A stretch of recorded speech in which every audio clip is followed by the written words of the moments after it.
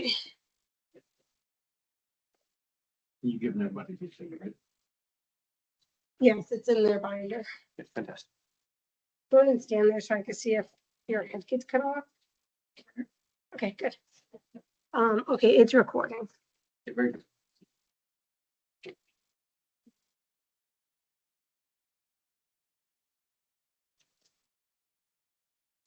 So I'll go right here. And so, yeah, let me give some context to what we're doing. This very much is workshop oriented. So it's made to be small. We wanted to invite people who were going to be quality over quantity. We're not trying to rush the process by any means, just to shove a bunch of people into local office. So this idea of bringing together a small group of people and really workshopping over this year to prepare for either a filing in 2027 or 2028 of anyone who feels called to run. That's the concept of what we're doing here. And so by the time we get done with these 4 classes, you would feel comfortable. And when I say you, I'm talking to me too, because Barbara and I are going to be as if we're students in the class too. So, so we will be working through this. We're going to do the homework as if we're running for a position. And that's where we should be able to, at the end of this, walk out and be like, I have a good idea on how to file paperwork. I have a good idea on who I'd have as my campaign finance, how I do fundraising, how I'd knock doors, whatever kind of strategy I do. Like, you'll have a good head around what this all means and what it looks like to run, and feel very comfortable saying, yeah, all right. So it's prepping the fields so that when God brings the rain, we're ready to go. You know, that's the concept of what we're doing here. And again, very workshop-ish. We want this to be a lot of give and take.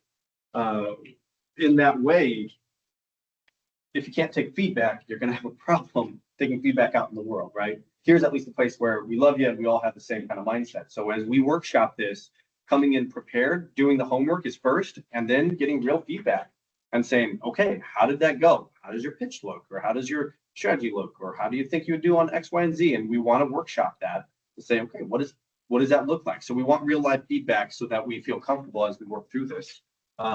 Again, walking out of this with actually some tangibility. So first and foremost, Christian worldview. So everyone here who's been invited, we feel comfortable has a Christian worldview. I am definitely not interested in sending anyone out into a political position that isn't running for Christ.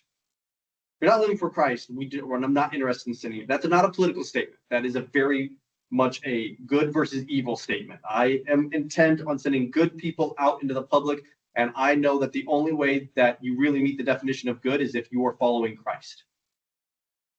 That's it. You got your own agenda. You got your own, you might think that you're a good person or whatnot. Ultimately, if you're not doing Christ's will, what are we doing here? So that's where Christian worldview is a necessity to get in here. Again, not a political position. I'm not going to tell anybody to run Republican or Democrat. We can openly speak about the fact that the platforms of Republican align more with a conservative base, and conservatism, if you're not conserving Christian values, I don't know what you're conserving, because that's the foundation of our nation. So, and then when we look at a Venn diagram of that, of the conservative values and Christian values, as opposed to Democrat platform, they veered farther and farther. So I'm hard pressed to believe a Democrat would come in. I wouldn't exclude them on that basis. But if you support a Democrat platform, there are direct contradictions with the Christian worldview. And I have a very tough time believing that somebody could sit in here and be that. Now, libertarian, maybe. Open to that. Again, we're not dictating on political parties. A Democrat could sit in here if they truly had a Christian worldview. But we just know that the consequence of a Christian worldview means I have a hard time supporting Democrats. I have a hard time supporting Republicans with a Christian worldview. But yet, if I look at the platform and the way that we've set up the government at this point, we have formalized the political parties into such a means where it is now part of the law that you have to be Democrat or Republican. I know it says you don't have to be, but you do, because you will not win otherwise. We've flipped that. Bill Federer talks about how the idea of the Great American Experiment was power from the bottom up, not from the top down. That's what made us special. It's why everyone thought we would fail. Wait, you're going to give power to the people? No. Kings rule, dictators rule, emperors rule. People don't rule. It'll be a mess. It'll all fall apart.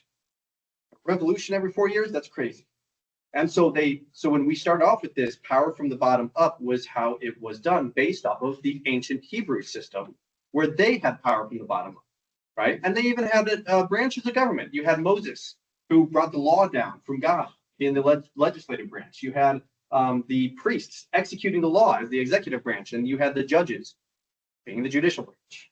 I mean, so like literally us taking so much of the foundation from the Judeo-Christian values and the structure that God set up, implementing it here to being one of the only two nations in history that really have successfully had a power from the bottom up. Unfortunately, when they created more statutes to say, we're going to formalize, the government got in the middle of politics, and they weren't supposed to do that. We have a freedom of association. We can associate with others who have similar values as us. Government's not supposed to be involved in it. But they did, and they said, we're going to have your election boards be run by this and this political parties. And now you have the government statutizing freedom of association, completely infringing on it. But they did it in the method to switch it from the bottom, from the top power to the top down. So they can control a political party, they can control you. This class, again, that's very big picture. Generally speaking, power is supposed to be at local level. The thing that's supposed to impact your life most of all is at the local level.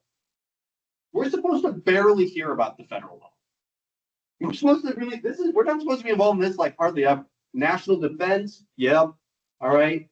Huge things that impact interstate commerce. All right, I'm getting on board with that. But generally, when we're talking about who should have the most effect on your day-to-day life, it should be the local legislative.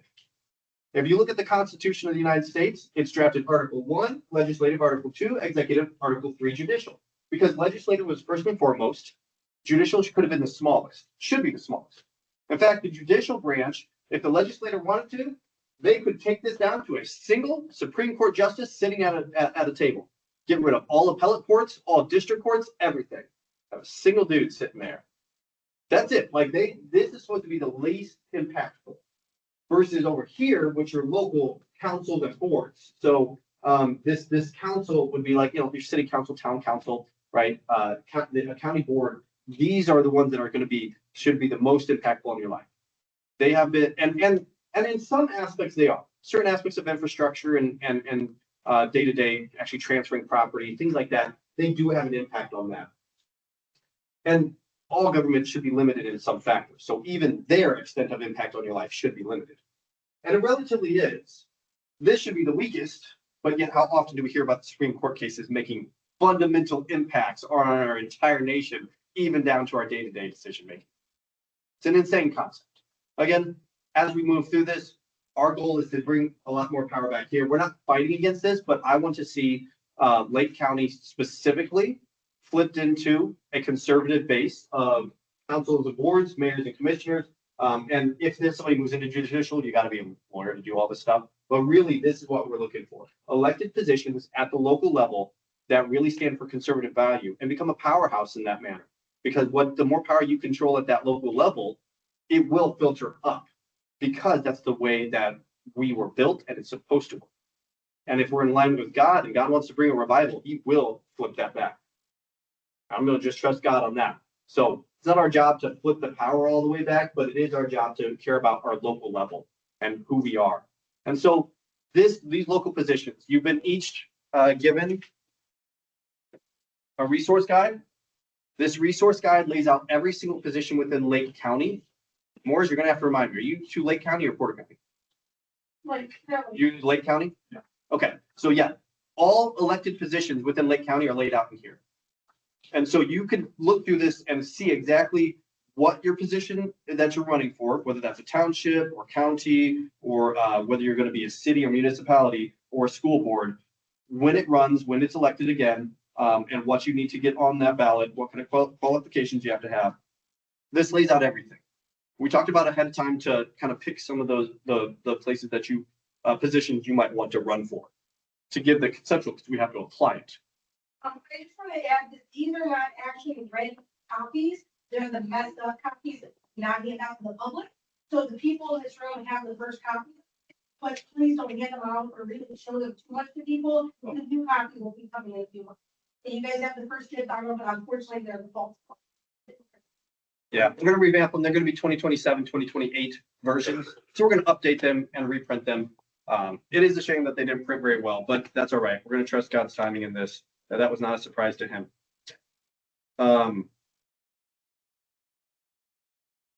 What am I doing on time here? You were way over Yeah, I am. So, okay. Let me hit on just, time. you also got an agenda of what we're going to be going through today. We do have a video present, we have somebody presenting on video who is virtually going to be sharing on the compliance, the legal administrative setup. That number 4, we're actually going to do that at 7. So we'll have somebody jump on and kind of go through that so you can understand kind of the how of the paperwork. Otherwise, yeah, we're asking for all of us to try to be here as much as possible, specifically during these 4 classes. There are 4 classes. This is one of them. We want to be here for the other 3. Jason, that's okay. We know that you weren't going to be here at this first one. So those other 3. We're gonna start promptly at 6 o'clock for every meeting. We have a lot to pack in. Yeah, promptly at 6. We'll have to get started. Yeah. So. Okay, at that, we're going to provide food every time, and then the only bathrooms that we're using are the chapel right over around the corner. And with that, I am going to call up Tiffany Crane.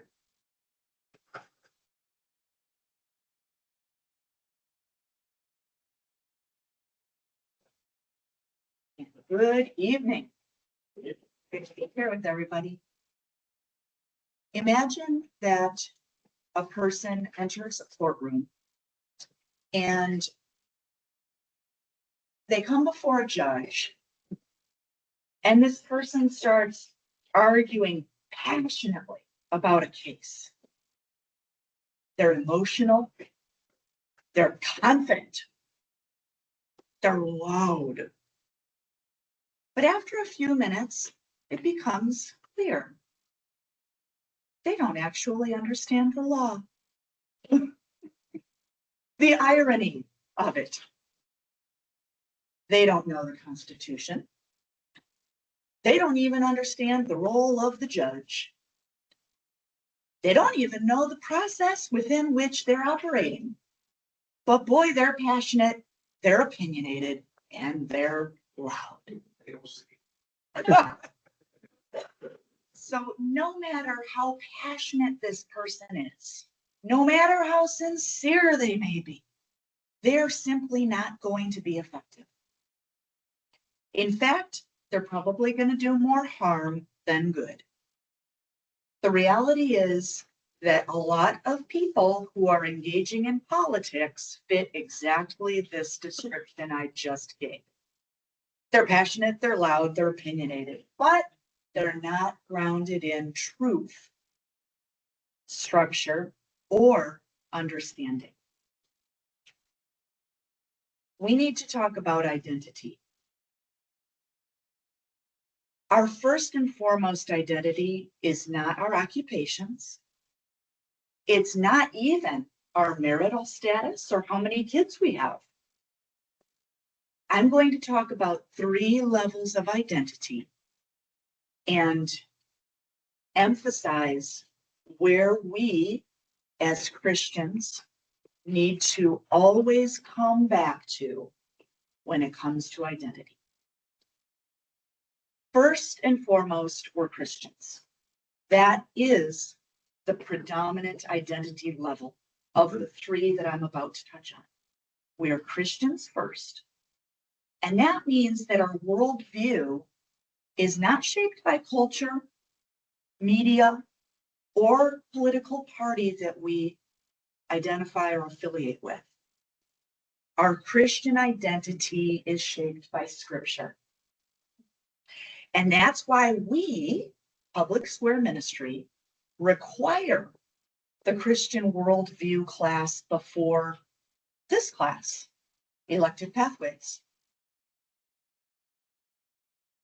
Politics is downstream from worldview. So when we engage with people, we want to find out what is the person's worldview, because from there stems their identity and their political affiliation. So the second level of identity is that we're Americans. We're stewards of one of the most unique constitutional systems in the world, or some of us think it is the most unique. But most Americans don't understand the Constitution. You cannot lead what you do not understand. You can't. You can fake it, and you can fake it for a while, but eventually it comes around and bites you, and the truth is seen. So we are starting with the Constitution in this elected pathways class. This is where we're going to start. And even at this level of identity of being Americans, the second level of the three that I'm touching on, even at this identity, passion and enthusiasm are not enough. They're not enough. All those pro-Trump rallies and rah-rah America rallies, people get their pickup trucks, they put their gigantic oversized flags, they're loud, they're passionate, they're opinionated. Even that, it kind of gets under my skin as an irritant, because when I start talking to people at those rallies, I find out that they actually do not know of even an iota of our constitutional system.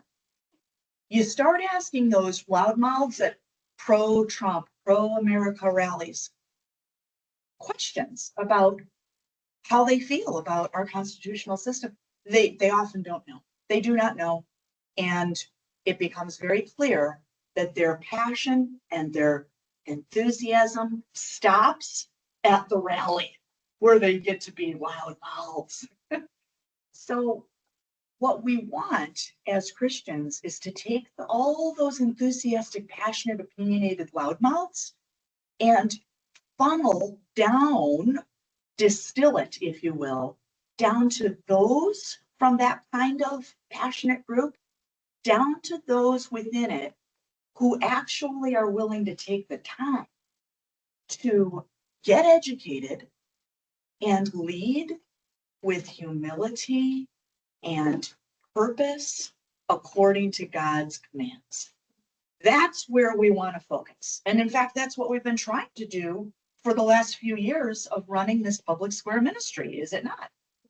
We want to distill it down to those who will engage and take their time, their treasure, and their talent to the specific kinds of offices that they're suited for, and not just do a lot of loud mouth talking, but to actually start leading as godly people.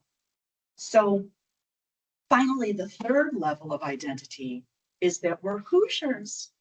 We're proud of the state that we live in, and we want to take back territory from the enemy, our real enemy, not a political party, but our real enemy, the enemy of God himself, and take back that territory by finding people in our very immediate community here in Indiana who can fill certain offices with integrity and no compromise when it comes to biblical worldview. So that's our third identity of the three that I said I would speak about. And again, that's our identity as Hoosiers who are proud of our state, and we want it to be run by godly people, taking back territory. This is where each of our callings comes into play. But we don't even start there, because if you skip your worldview and your national foundation that I talked about first, then you're building on the wrong foundation. You can't just say, I'm proud of my state of Indiana, and I'm going to run for Indiana senator or Indiana representative, or nope. Again, we have to go all the way back to our correct foundation, which is our biblical worldview. A couple of things that came to my mind while preparing for this was how my dad, God bless him, a patriot through and through, a constitutionalist through and through. But my dad won't even vote in the primaries. He only votes in the generals. It's like this important act of taking control at the most foundational spot in the voting process, which is the primaries. It's like it missed him somehow. And each one of us is guilty of missing important things in life, where all the people around us might say, how did you miss that? And I don't know how I missed it. Somehow I missed it. I was focusing on other things. And I think of my dad and how he has so much of what it takes to be a good citizen, but he somehow missed the lecture on you've got to be voting in the primaries, because those are the people that are going to run off against the opposing team in the general. And that's unfortunate. And the last anecdotal little tidbit that I'll share as I'm wrapping up is that I hold public office as a committee man of my township. And I do a lot of door-to-door, a lot of kitchen tables. And it is always evident every time I go out, if I go out for a half hour, if I go out for 3 hours, it is evident every time how many people I meet who are very ignorant of our constitutional system, and they're very ignorant of their duty to engage at the local level, right in the town that they live in.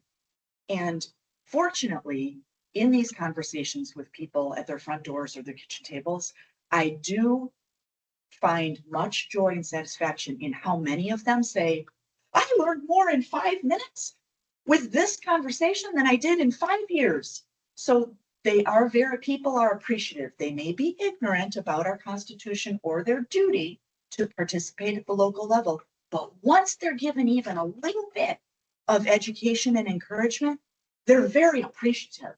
And from those people, I am confident that we have a lot of potential leaders. So that's wonderful news, right?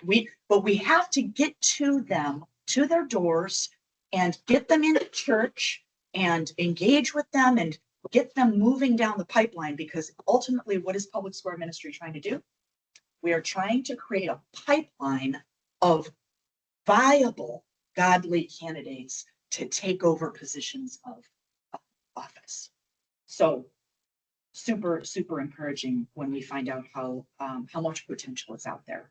So to wrap up, we're Christians first, we're Americans second, and we're Hoosiers third, and we lead in that order, right? Mhm. All right, so I'm finished with my section, and Barbara is going to take over from here. Thank you, everybody.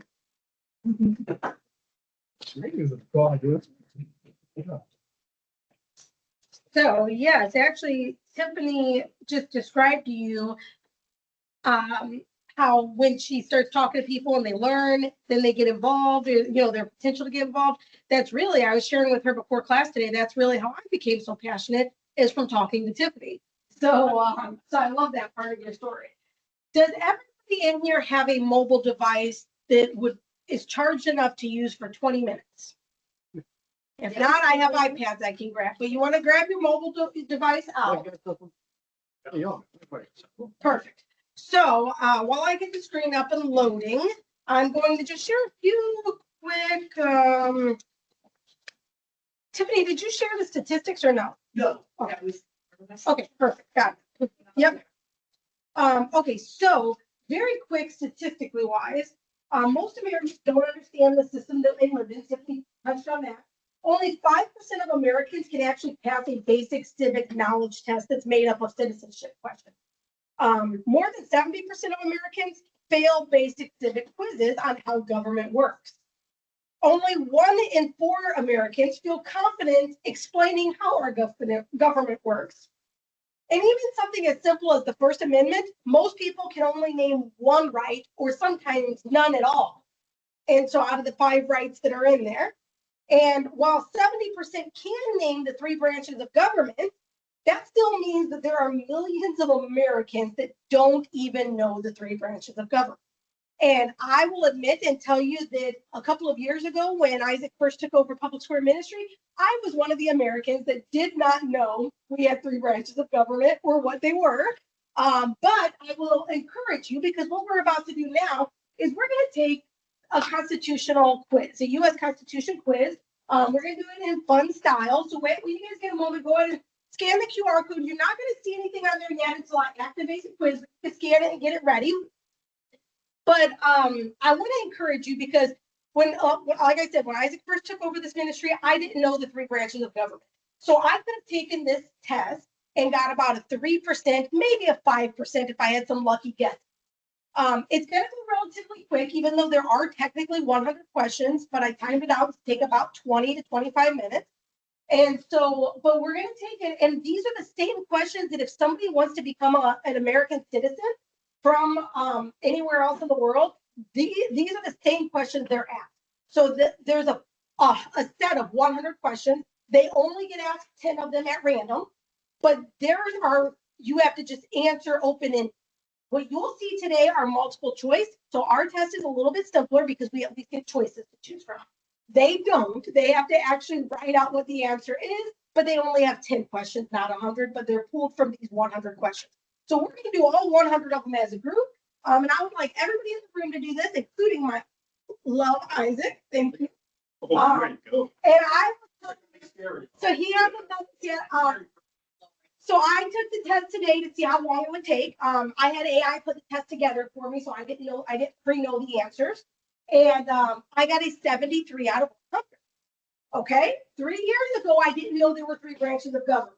So that goes to show that when you get immersed in this and you really are wanting to be better and learn more, you really can't. Because again, 3 years ago, I don't know if I'd got 5 right, and I got 73 right. So what we're going to do, as you scan the QR code, it will pop up the VBOX portal. As soon as I hit, right now you'll see two tabs at the top, a little house and a little chat button. In a moment, as soon as I activate this, you're going to see one more thing pop up there. I have to hit open. Open. We're going to pause that. So now you should have seen a question pop up. Did everyone see that? Okay, so now you have a question there. And did everybody put their name in? Nick, perfect timing. Come on up right here, Nick. This is your seat. And you need to get on your cell phone. We're about to take a quiz on our phone. We're going to make sure that you're actually an American. Yeah, exactly. And so, Nick, when you get a moment, I'm sorry to make you jump right in, but that's what you got to do. Scan the QR code here, and it's going to ask you for your name. And don't worry, nobody outside of this group is going to know that you got whatever score you got.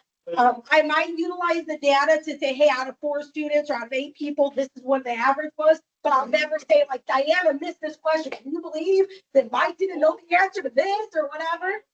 But so this is not meant to be like, I don't want anyone to feel shame from this. I really want this to be encouragement because I will. There are people. It's on my terrible memory. So That's okay. That's okay. There are people running our government at federal level, state level, local level that probably can't pass this test. So we know that they can. Okay? Yeah, exactly. They cannot. You heard the statistics. And so our goal is to not just get into office and make some changes. It's no, let's start with understanding the basics. So that when you do get in the office, number one, like Tiffany said, we focus on what scripture says first. And then we need to know the Constitution, because how do we make changes if we don't know the system working? So Nick, did a question pop up on yours? Okay, perfect. So what you guys are seeing right now is the first question. You got a little bit of extra time on the first question because we've been talking. Most of the questions are 10-second questions. You have 10 seconds to answer them. Yes. There's something wrong. There's 2 things wrong with this first question. No soapboxes right now. Is there any right answer or no? Technically, there are 2 right answers, but also one's not specific enough. Okay. Well, Can I explain it? no, not right now. Okay, so most questions are 10 seconds is what you have to answer in it. If you do not choose an answer, you get it wrong. So if you're at the top and you think, you know what, go ahead and click it. But then if you find another answer, there's a clear at the bottom, and then you can choose another answer. But you have to hit clear in order to choose a new answer. And then after each one, I'm going to hit show the right answer, and it's going to show on your phone. So you don't have to look up at the screen at all. Everything's going to show up on your phone. And so it will show the right answer at the bottom, and we'll actually show a check mark where the right answer is. So either the one you have or a different one will have a check mark. And about every 10 questions, I'm gonna show the leaderboard, so you guys will get to see with everyone else in the class what place you're in. Okay? So I'll do that about every 10 questions. Don't worry, no one's gonna know which ones you missed. They'll just know you missed a city. So, Everyone's time for last place. so with that, you guys have 8 seconds on this first question. Literally heard my first question. If you have not already answered the first question, you want to do that now. Okay, ready? It is. Here we go. Oh, it normally has sound on it. It's okay. That's Well, okay. actually, it might not be okay if we have a, Okay, all right, so there's the first question. I'm going to go to the second question. can I now. explain why I was wrong Yeah. now? Darn. All right, second question. Go ahead, 8 seconds.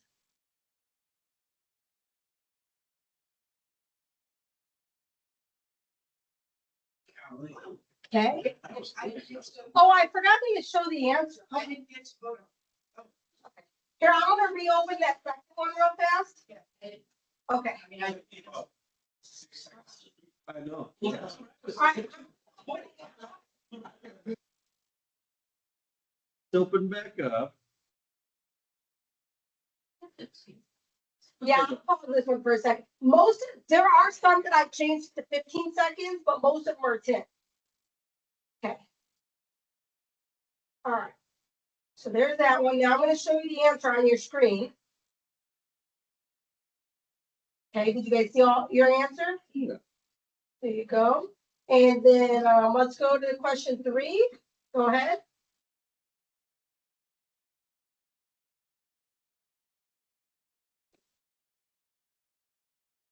All righty. Oh, that was one of the ones I made 15 seconds. There we go. Okay, so there we go. 71% of the people in this room got that one correct. So show the correct answer. And then open poll for number 4.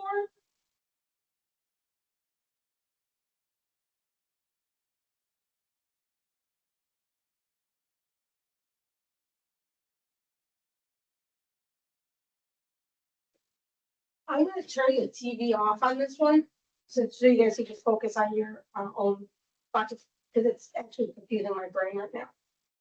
Okay, so there we go. Now we're going on to question 5.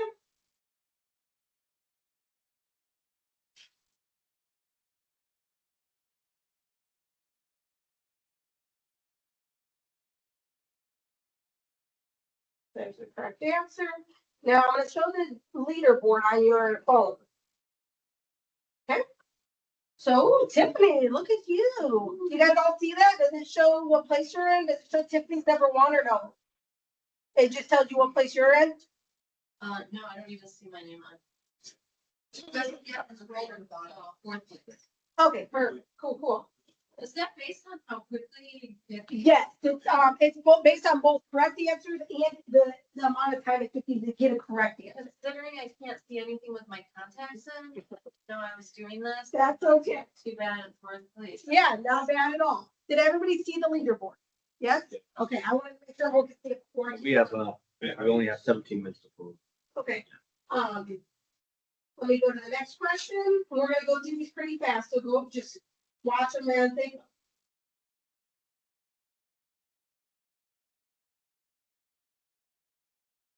Oh, I didn't even get to answer. I couldn't even read all those. If you're running out of time and you need it, just say pause it, okay? I'm gonna reopen it for you. Go ahead.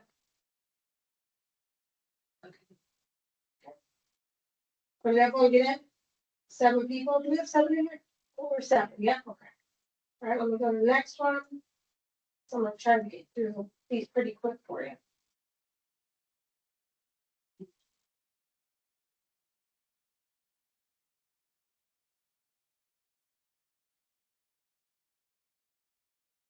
All right, there we go. Oh, I forgot to show you the right answer on the last one. There's the right answer. There we go. Okay, next question's up.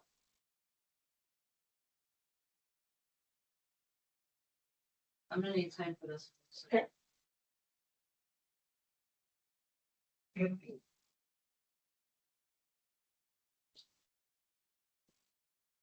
All right, here's the right answer. Next question.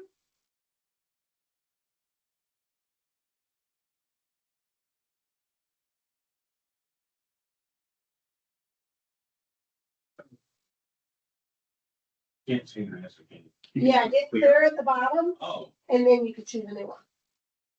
All right, is everyone in for this one? Nikki, that you changed what you want? Okay. Okay, here's the correct answer. Okay. Okay.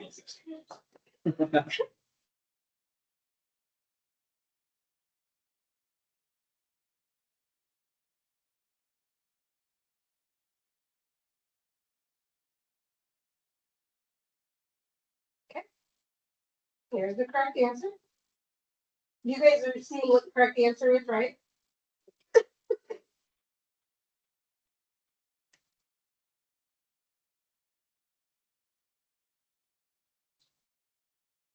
Okay, here's the correct answer. And let's show the leaderboard.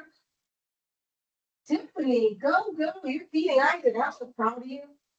All right, here we go, next question. Okay.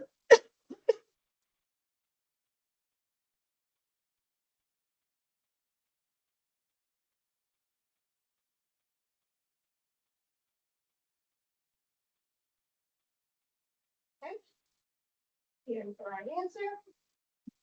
Next question.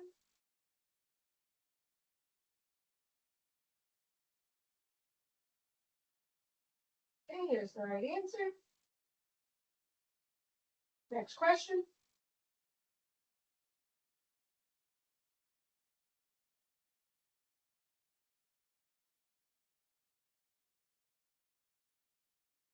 Somebody didn't get it on that one? Oh, there you go. Okay. All right, here's the correct answer. Next question.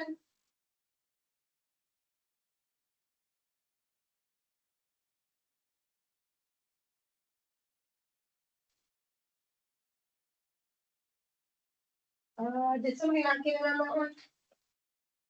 Here, go ahead. I reopened it. Whoever didn't get it, go ahead and do it. All right.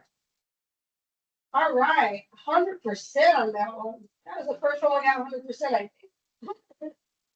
All right, next question.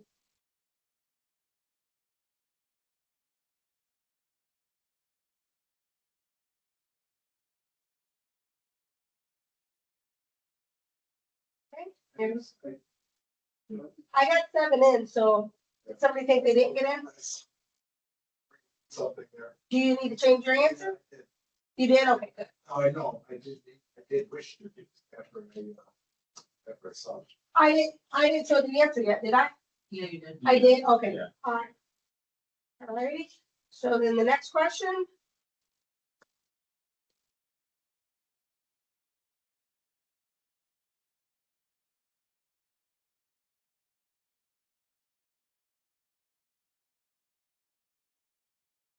Upper chamber, lower chamber.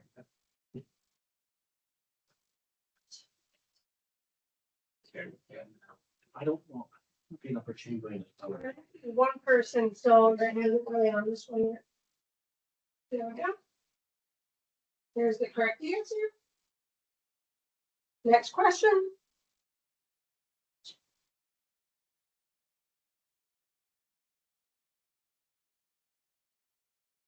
Okay, there's the right answer. Next question.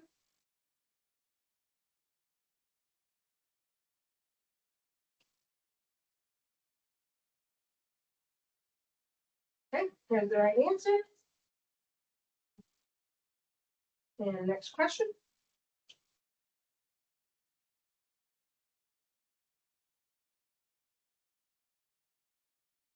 That was a bad one. You could change it if you needed to. No, I'm just. Oh, wait. Two options. Yeah, 2 options. They would have missed it, go ahead and get in. Okay, somebody changed their answer to it, that's fine. And it's the answer, 100% too.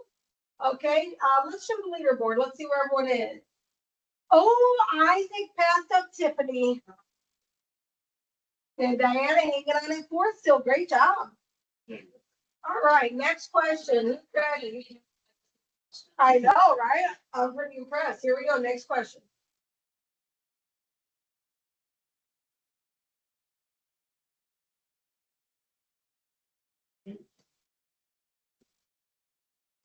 Okay, here's the correct answer. Next question.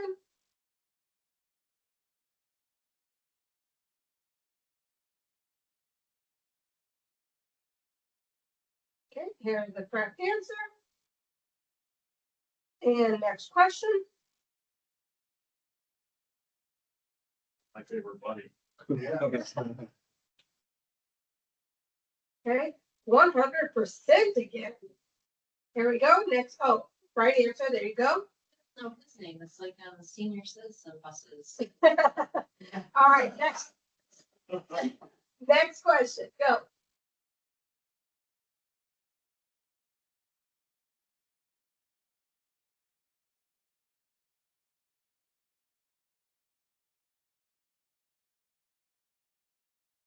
Okay, It's not right. here's the correct answer. Next question.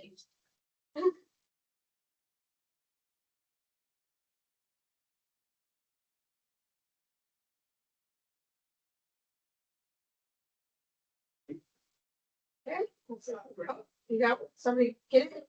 There you go. 100%.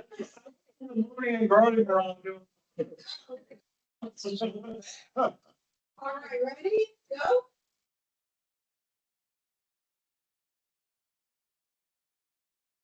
Another 100%. So proud of you guys.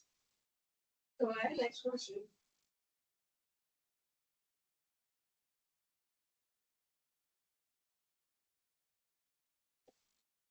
Okay. Yeah, there's the right answer. Next question. Oh, my gosh. Okay. That was a fast 100%. Great job. Next question.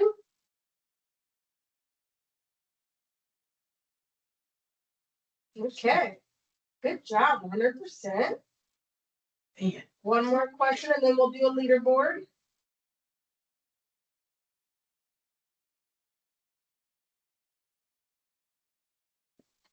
Okay. Here's the correct answer. All right, let's display a leaderboard. They're blind. Isaac Carr, okay. All right, next question, go. Oh, there it is. You jumped the gun, you were working on it down. There we go. Next question.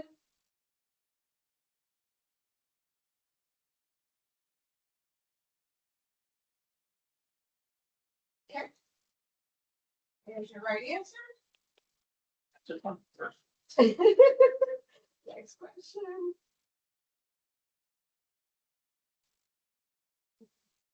Right, I need a minute. Okay, yep.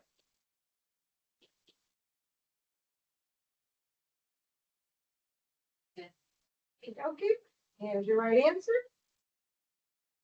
And here's your next question.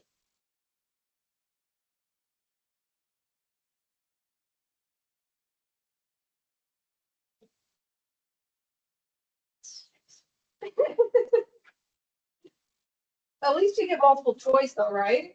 Yeah, I think it's just because I'm seeing, I see double. Do you want, would an iPad be better? No, I okay. don't see good. All right. Or, Okay. or my stuff. Yeah, right? All right, here's the next question.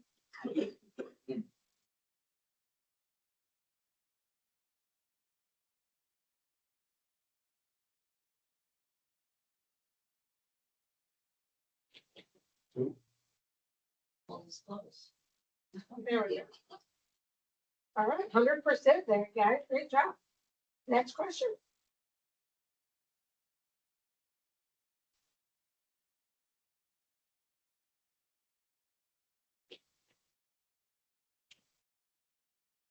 Oh, maybe. Maybe. I don't know. All right, here's your right answer. You're going to called the Secretary of War now, Secretary of Defense, so, That's right. That's right. yeah. All righty, next question.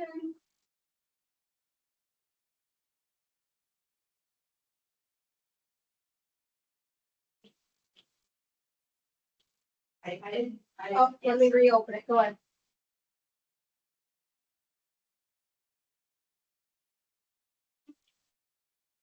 All right, there's our correct answer.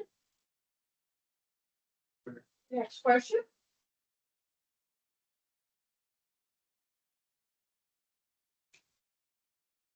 Got everyone in at 100%, great job. Next question.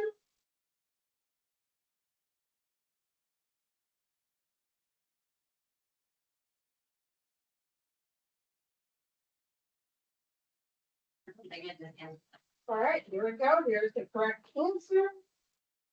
Yep. And then the next question. Take them out too. And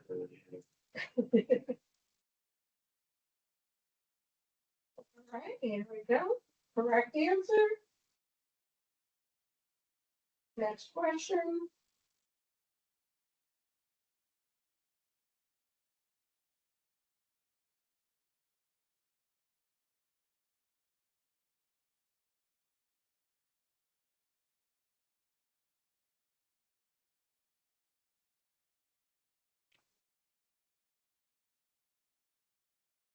Waiting on one more person to walk in.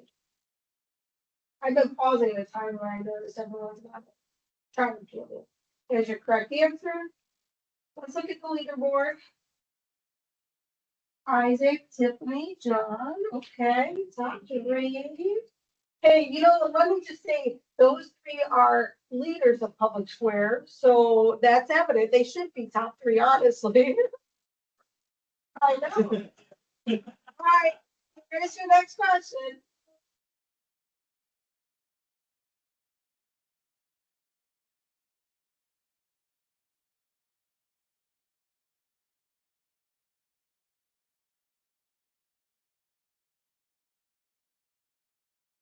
Okay, here's your correct answer. And new question.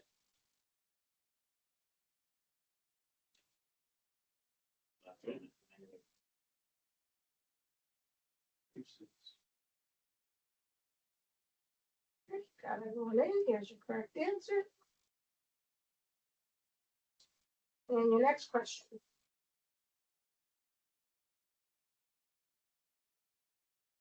Nice, that was a fast 100%. So proud of you guys. Next question. had to read them all. Next percent. Go, go.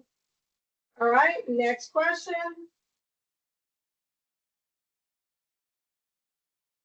Man, you guys are on fire, 100%. Next question.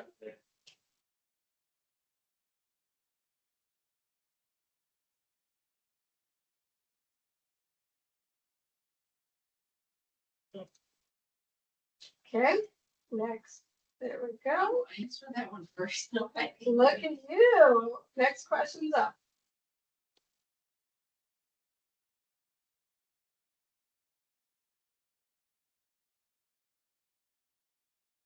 Wait, it says what are four amendments? Do we? No, it says there are 4 amendments, but describe one of them. Oh, it doesn't say what. So I wanted to like that first.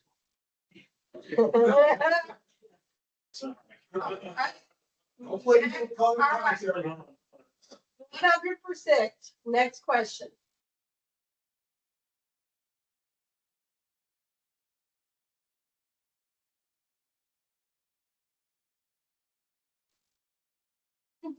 respecting the rights of others. I think one person still needs to walk in. There we go. All right, here's the correct answer. Next question.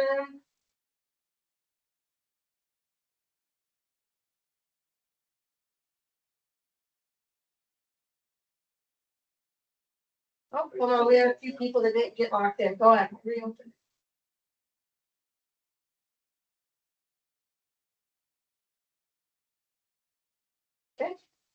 I got everyone in? Right? Some people. Yeah, they sure did. Is that correct answer? Okay, let's look at the leaderboard again. We're about halfway through it. Okay. Yeah, Oh, it's 7. We got it. it is 7. Okay, we'll have to finish this one later then. Yeah, I gotta get here. Are we done? Yeah, we're gonna finish it after here. Yeah.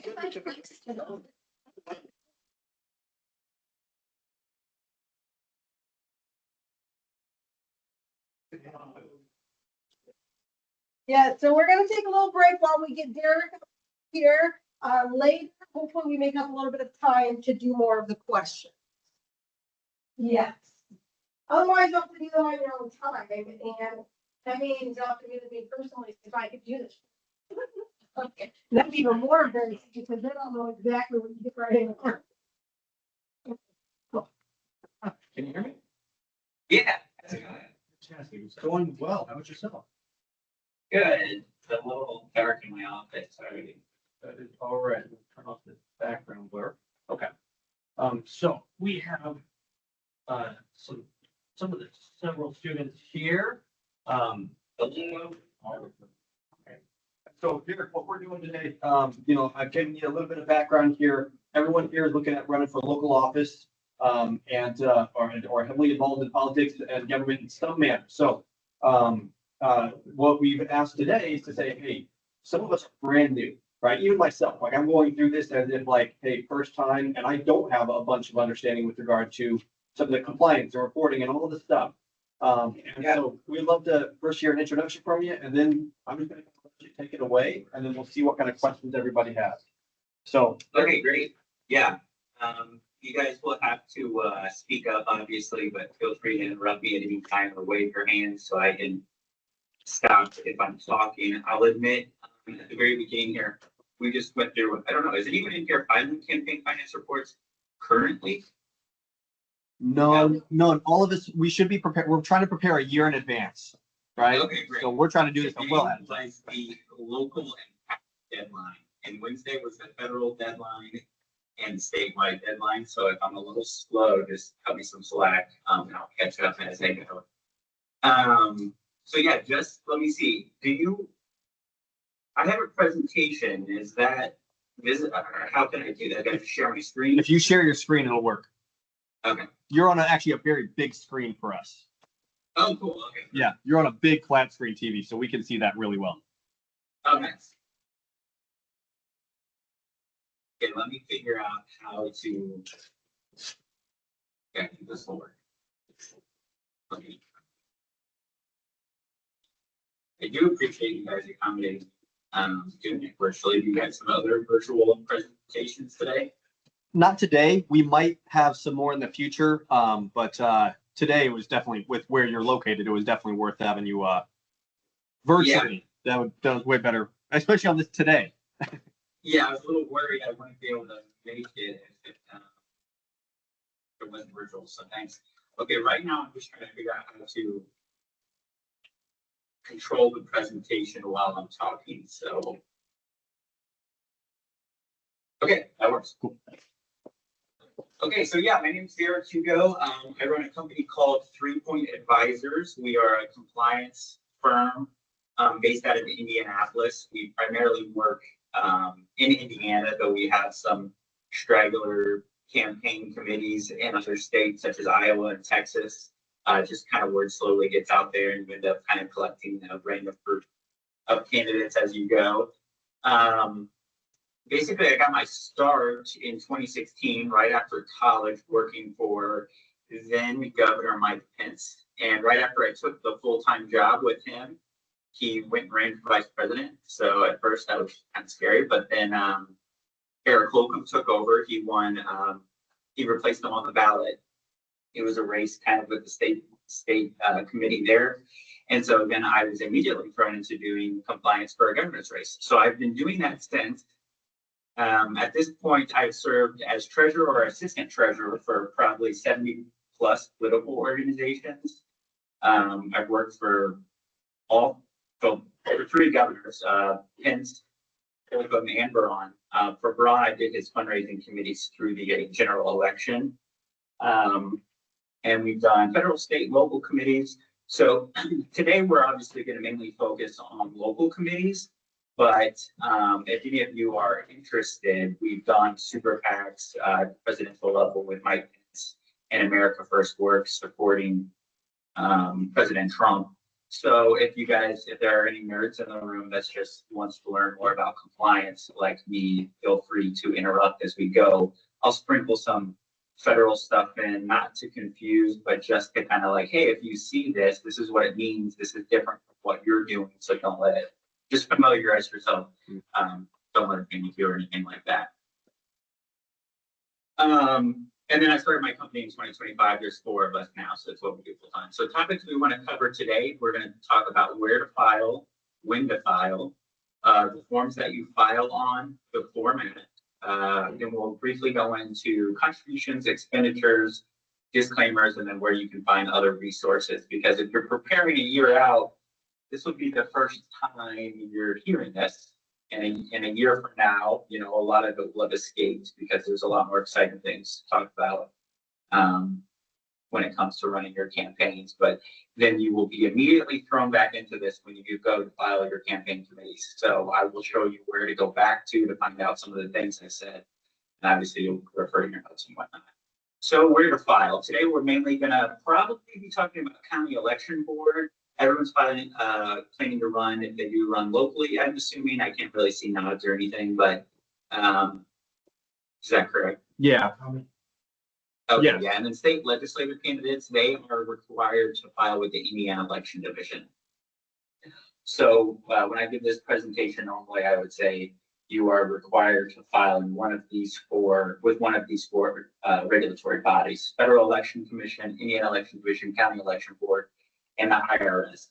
The only way the IRS would be relevant to you is if anyone in here would run for like a county party office, such as chair, vice chair, treasurer, or secretary. So it doesn't happen very often, but for instance, in Indianapolis, in 2025, I think that's when reorg was, we did have a candidate that put money forward for her election to run for county party chair. And in that case, you would file with the IRS. So not super relevant, but if anyone ever spends money on a party office, you do still have to file with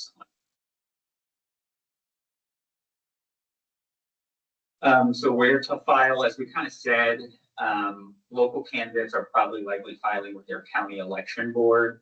If you're a state legislative client, you you are required to file with the Indiana Election Division. The Indiana Election Division requires statewide candidates and legislative candidates to file electronically. So they'll actually fine you now if you don't file with them, which kind of makes sense just because there's a lot more transactions and everything flowing through. So they want you to have a standardized way and the public being able to view it easily and everyone kind of on the level playing field. The obvious kind of ones are like Congress and Senate and federal PACs all filed with the FECs. There are state PACs only, so you have federal PACs that support federal candidates and state PACs that support state candidates. We actually file a couple of local PACs. So if you guys end up, some people want to form a political action committee rather than run themselves. They just want to support people. So it is an option to actually start up political action committee at the local level with the county election board. So Derek, the political action committee is literally just a group of people who want to support particular candidates. Financially speaking, they're not running themselves, but they still have requirements. Yeah, right. It's basically a group of people, or a lot of times it's a corporation or a business or some type of maybe like right to life or some like policy issue that people can kind of all gather behind a single political action committee and raise funds into it and support candidates who support those issues. And certain PACs can give direct, so they can write a check right to your candidate committee. And some PACs are called super PACs, which I'm sure you're all familiar with. Formerly, they're called independent expenditure only committees. And so they can raise unlimited funds. There's hardly any rules to them. There's some rules, but hardly any rules.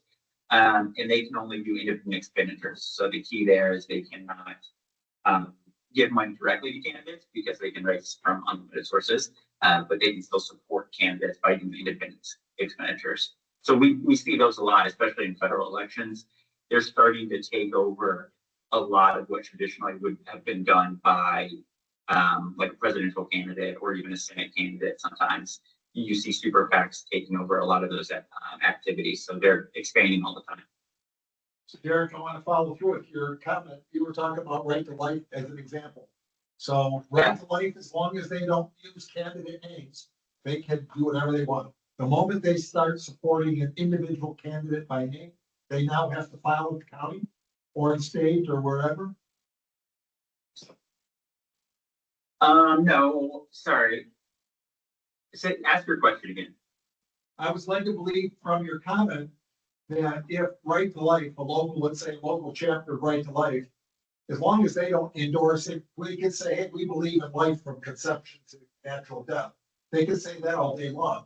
But the moment they say that, hey, we support candidate A or candidate B, it sounds to me like you were saying they need to file in the county office or the state office, depending No, on. not necessarily, no. People and organizations are allowed to support candidates. This is if you want to put money behind it. So if you want to make direct contributions, if you want to do independent expenditures, if you want to do like TV ads or a mailer or something like that, those are that's when you would raise money into a political action committee so that way you could give them. Because I mean, I was using Right to Life, not capital Right to Life organization. I was just using the policy or the pro-life movement as an example of like an issue people would get behind. Gotcha. That you were talking about an issue-based PAC. Yeah. And then, but hypothetically, a nonprofit, it can endorse candidates if it wants to compromise its 501c3 maybe, but if it came out and endorsed it, but if it wanted to raise funds and give directly, it needs to be a PAC. An organization that wants to give money directly to a candidate needs to be a PAC. Is that right? In a lot of cases, it doesn't always have to be that way. In the case that you were just talking about, or like a corporation, yes, like corporations can't give money, direct dollars, or they can at a very limited level, which we'll talk about here in a little bit. But like federally, a corporation can't give any money directly to a candidate. So if they wanted to participate in the election via donations, they would have to start a political action committee to raise money into it and then be able to support. But like, for instance, an LLC or an LLP or a corporation at the state level at a minimum, at a small level, they can still participate in elections and give direct contributions. So they don't necessarily have to have a political action committee, but it's common for them to for lots of reasons.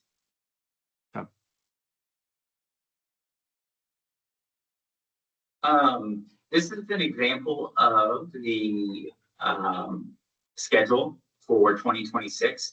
So as I mentioned today, 4/17 was the deadline for the pre-primary reports for local and state legislative candidates.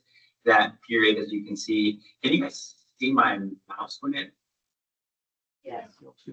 Okay, great. So this was the pre-primary period. It just ended last Friday from January 1 to April 10th, and then those reports were due on the 17th. And then we are also what's called in a supplemental reporting period, which runs from 4/11 to right before the primary election from 4/3. So what you're looking at here is an example of what a county election board of the Indiana Election Division would put out each year. So basically, what I would say is if you are looking to run, the first thing you would want to do is go and grab one of these schedules and add all these dates to your calendar so you know exactly when you have to file and what you have to file. The content of what you have to file will be going over here further. I'd say I'm helping a candidate and I have not done this, but like they handed him a packet and it included a whole schedule that had all this stuff laid out on it. And so I've been meeting with him to say, okay, did you check the boxes? Did you get this stuff filled out? Again, we're learning as we go, but they hand you a schedule that looks a lot like that. It's a whole piece of paper and stuff. So that's great. Yes. That sounds like your guys' county helps you out a lot. Sometimes it's kind of like, all right, you're scheduled, you're filed to run, so you're responsible for figuring it out from here. So that's, I mean, not all times are like that, but sometimes they're just so overwhelmed that they're like, okay, run with it. Yeah.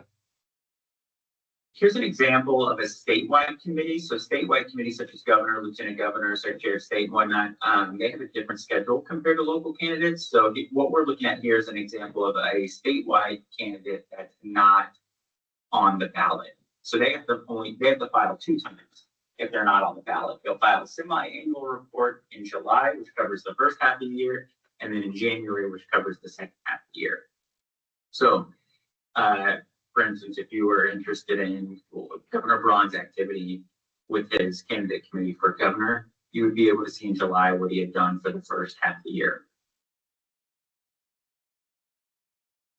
So next, moving on, when to file. So the first thing that you will file when it comes to campaign finance purposes is called your statement of organization. So what you see up here is in parentheses, CFA 1, 2, or 3. Those are all different types of statement of organizations. Most commonly a CFA 1, that's a candidate statement of organization. So after you decided you were going to run, you want to start collecting money, open up a bank account and everything, you have to file your statement of organization with your county election board. And that's due, there's a triggering factor here. So you have to file that report within 10 days after the raising or spending threshold is met, which is really low in Indiana. It's like $100. So as soon as you raise the 100 or spend the 100, you have 10 days to file the statement of organization. The other deadline that people often run into, there's a candidacy filing deadline in February. So sometimes people decide last minute to run or they're recruited to run. And so if you file your candidacy paperwork kind of on that last day, on that deadline to file that, you then have 7 days to file your statement of organization. And then once you have filed your statement of organization, it kind of just lives out there to tell the public, here's the name of my committee, here's what I'm running for, here's how you can get a hold of me, here's my address.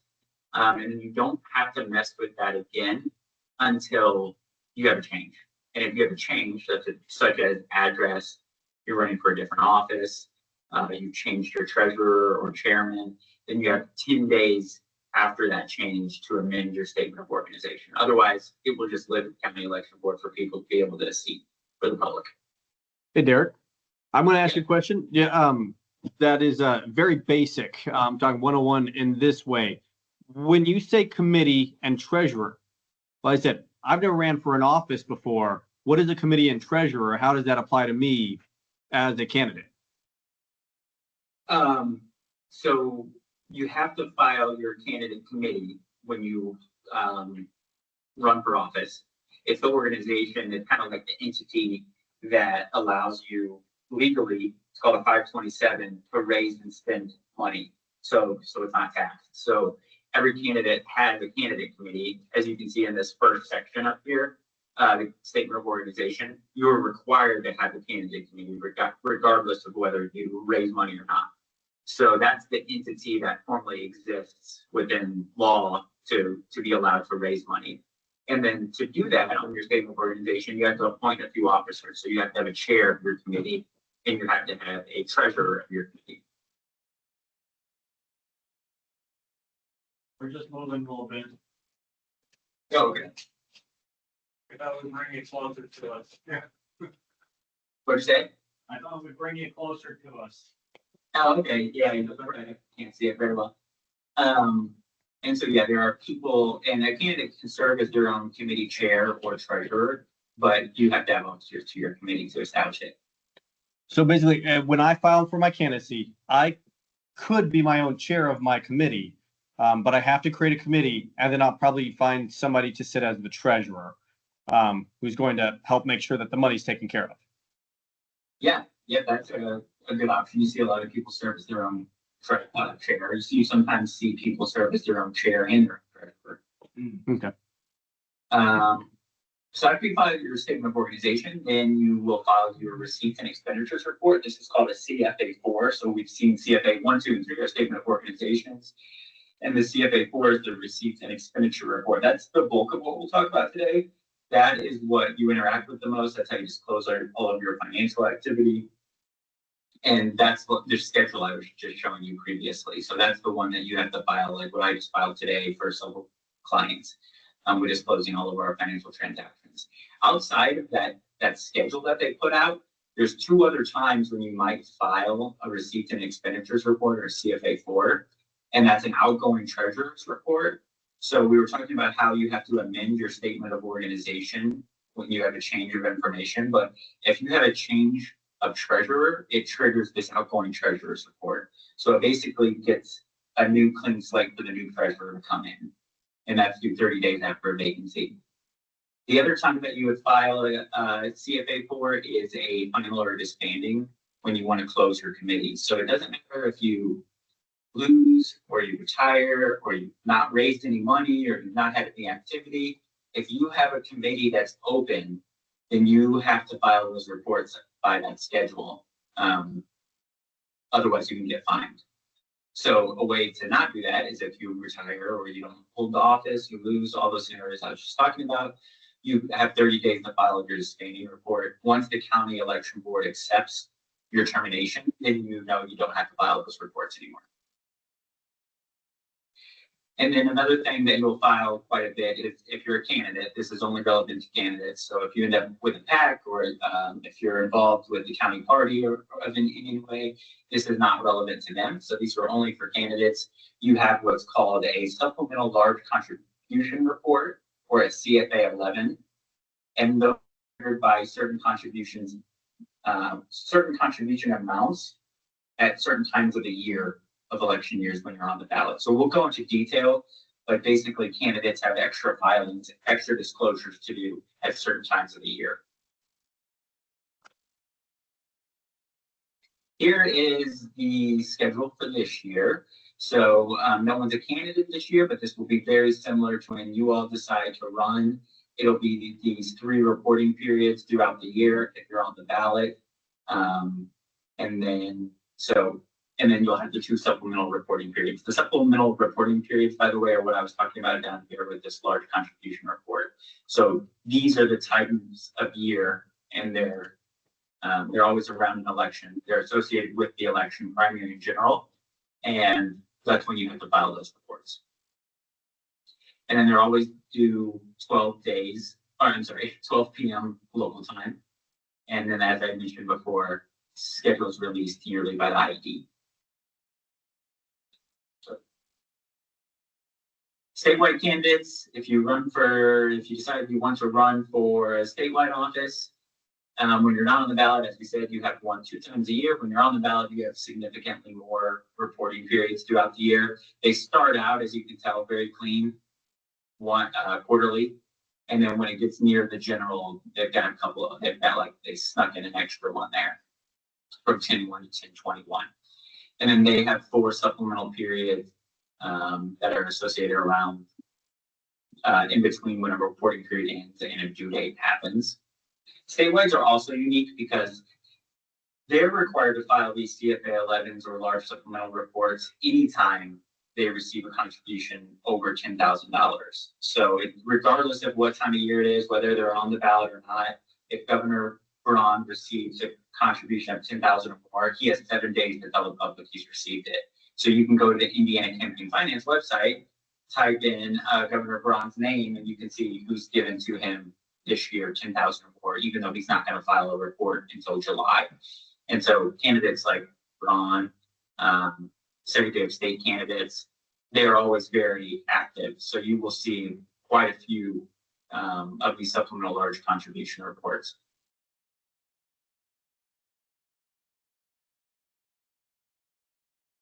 Okay, and now we will dive right into those. And if you guys have questions, feel free to wave your arms here.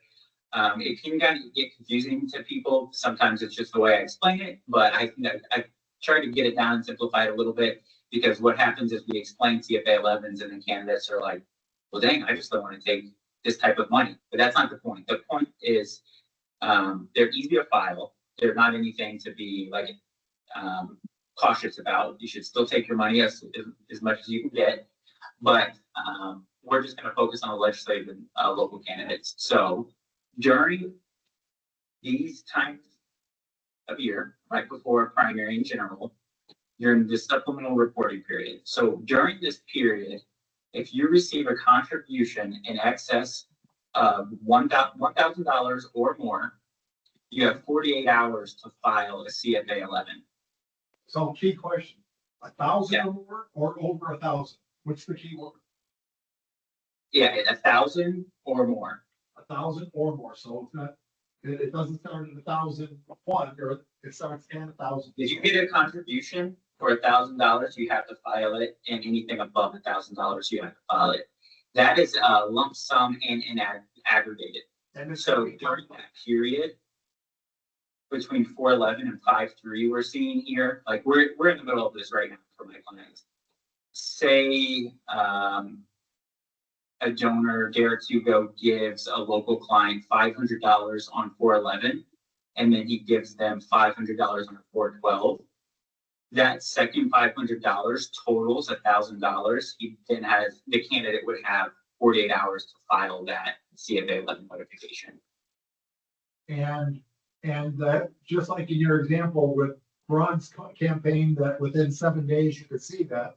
You're saying within 48 hours, they have to report it, and it's become evident to anybody that's looking online then quickly? Yeah, exactly. That's the point kind of is to disclose large contributions leading up to an election. And so, I mean, it depends a little bit on your county election board. For instance, Marion County varies widely about when they get them up, these 48-hour reports. So like in 2023, I helped a person running his Jefferson Shreve. He ran for mayor here in Indianapolis. And I would file these 48-hour reports within 24 hours of receiving a large contribution during this period. Sometimes they wouldn't be up for 5 days. And so you start asking yourself, well, I'm supposed to disclose this money within 48 hours, but then the county election board doesn't get it up for, several days.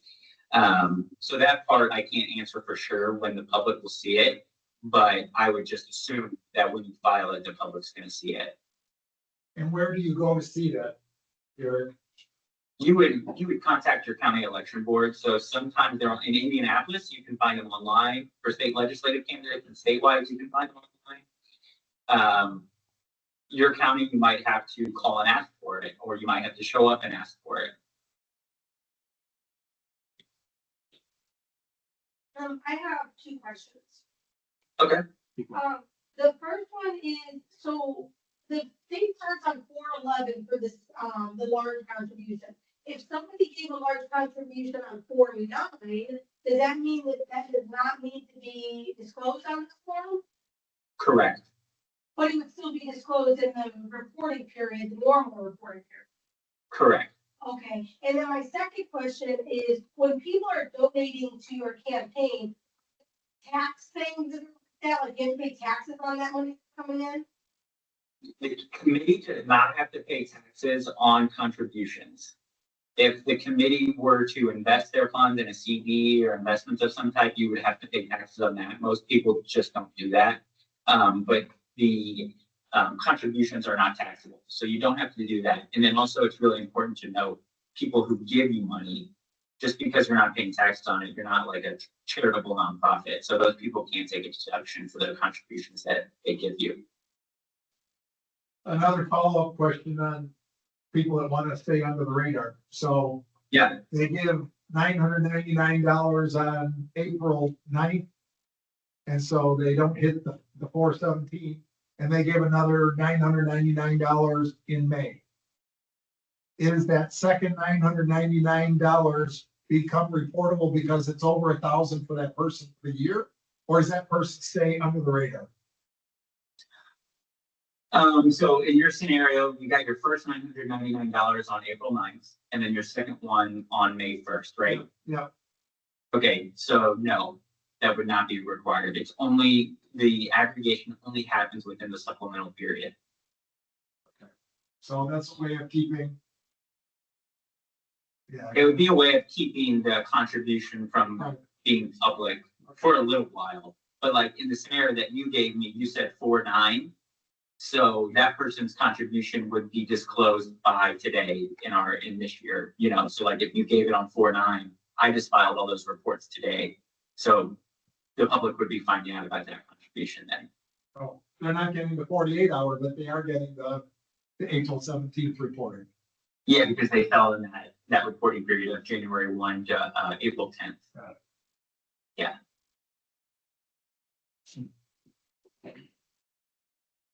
So you can kind of see here on the page. So like this first reporting period, January 1 to 4/10, was the first reporting period for this year. And then the supplemental reporting started the day after this reporting period ended, right?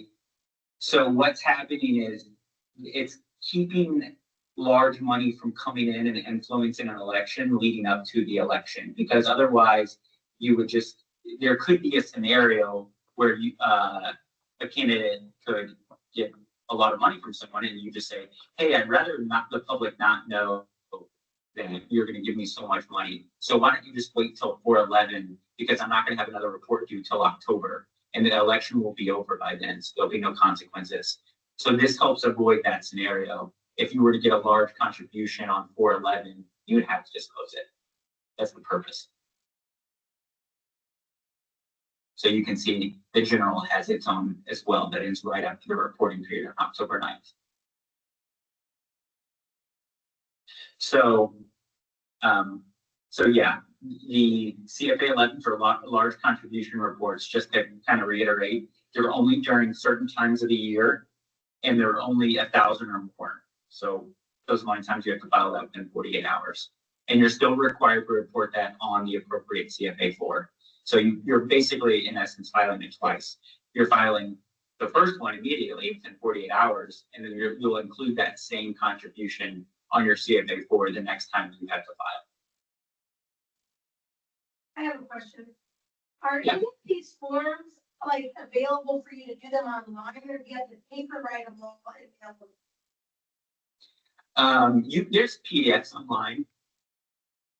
And also I'll show you, you guys, since I get to talk to you, you'll have to listen to me talk about my campaign finance app, because you're a captive audience. I guess you could walk out of the room because I'm not there, but Nobody walk out. This is a good app. what's that? I said, this is a good app. Nobody walk out. This is, Yeah, I'm excited it's about it's this. an app that will help you kind of prepare these forms, export them, and then you can send to your county election board. So forms, we just kind of went over those. We said the 1, 2, and 3 are all statement of organizations. CFA 1 being the one you will likely use because it's the one most widely used for candidate committees. Then CFA 4 is the one you'll use most often, because that's how you disclose your reports of receipts and expenditures. CFA 5, you know, don't have to write this down. The only reason I put it on here is it's to, in case you get one, and so that you're familiar, so you don't think you're doing something wrong if you come across it. A CFA 5 is truly just an internal report. You would never have to file a CFA 5. The state put out this form so that way you could capture in-kind contributions. So if one committee, such as a PAC in our earlier example, made an in-kind contribution to your candidate committee, in theory, they would fill out a CFA 5 in that to you, and then there would be all the information that you needed to include that in your CFA 4. Knowing it's actually kind of a terrible form, and it doesn't give you all the information you really need. So like I never use a CFA 5 when my clients do an in-kind for another committee. I write a letter that's much more effective, but people get confused or worried when they see those CFA 5s. So I've probably given it too much attention, and now it'll stick in your head. But basically the point being, you can pretty much ignore those, and they don't ever get filed if you do get one. And then lastly, the CFA 11, we talked about that as well. So any questions on the forms themselves? I won't bore you with going into the forms, but you can find them all, like Marion County campaign finance would be a good, like Google Marion County campaign finance if you want to see examples of local candidates, because I know that theirs are all public. And then if you want to see activity at the state level, you could do indianacampaignfinance.gov or campaignfinance.in.gov. Sorry, it's right there on the screen. Let's see, I do want to open up the CFA 11 for you if it'll let me. Can you see this? Yeah, Or what's showing in the screen? it's Sorry. small. Oh, no. Oh, we can't see. No, if you pulled up the form, we can't see. You must be sharing just your PowerPoint, not your entire screen. Yeah.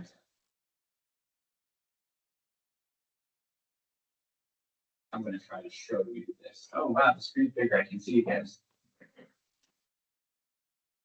I'm just talking to anonymous voices.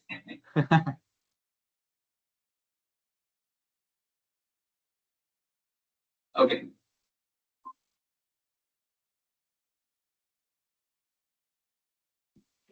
Now you can see it. Yeah. There we go. Yeah, you want to zoom Okay, in. this is like what a large contribution report will look like. So this is an example of one I filed for Eric Bolton. So it didn't matter what time of year it was because the contributions exceeded $10,000. You can see they were significantly over. We had to file this within 10 days. So we received it on 7/31 and I filed it on 8/1 down here. But it's very simple. It's the committee information up here, the dates of the form. So like, this is how I do it. I only file a form for a single day. So 7/31 to 7/31. And then I file any contributions that came in that day. If I were to get more contributions on, I almost said 7/32, that's my brain right now, on 8/1, then I would have another form that I filed at that time. That's just how I do it. I mean, you're welcome to put them all on here, but it's easier to keep straight if you do it day by day. And then you execute it down here at the bottom and send it into your county election board. So that makes sense on the form? Yep. Cool. And then my screen sharing again, I can tell. Yep. Okay, so we talked about the format. Are any of you familiar with your county and do they accept it by email? So that's one thing that you'll want to find, because for local counties, I always find an email because I'm based in Indianapolis. So for my clients, I like to scan an email. That's really nice. Some people like to show up and turn them in person, which is also, totally fine. Regardless of what you decide to do, make sure that you just get a filed stamp copy to prove that you did file. You can fax. Online is for state legislative and statewide, the Indiana Election Division.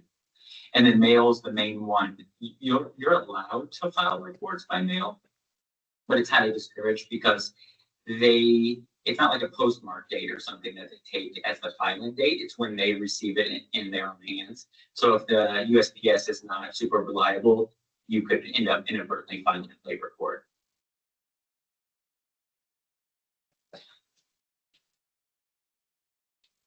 Okay, then now we'll kind of go into the content of the report. So the first section here is contributions. It's a donation to influence the outcome of an election accepted by a political committee. So that's kind of my summary of what a contribution is. And they're reported on the CFA4, the Receipts and Expenditures Report, Schedule A. And then within Schedule A, there are subschedules that we'll go into. But those all contributions go on Schedule A. The different contribution types: cash, check, credit card. Those are the ones we would all be familiar with, obviously, when people are giving you direct contributions. And then we have advanced. I would ignore advanced. That's more of a federal concept. In your mind, you would just treat it as a reimbursement. As in federally, the FEC, if someone pays for something and then they're reimbursed, the FEC actually wants to temporarily count that as a contribution. There's no need to overcomplicate it at the state and local level. You can just simply reimburse the person and show it up on your Schedule B. So then the other types of contributions are in-kinds and loans. So I single these out on purpose. It's important to note that the law considers in-kinds and loans contributions because of that 48-hour period. During that 48-hour period, say you as a person gives you as a candidate $1,000 to run Facebook ads, whether you pay for it yourself and expect to be paid back, which would be a loan, or you just pay for it yourself and you don't have an expectation to pay it back, which would be an in-kind. If you do that within that supplemental reporting period, you are still required to file that CFA 11 with your own name on it. So sometimes what you'll see is like a Facebook ad with a personal credit card hooked up to it, or like who's the one? Is it Facebook, I think, or maybe like Google Ads or something? Where they're kind of like slowly charges are slowly happening over time. Well, you want to watch that to make sure as soon as it exceeds $1,000 that you report it within 48 hours.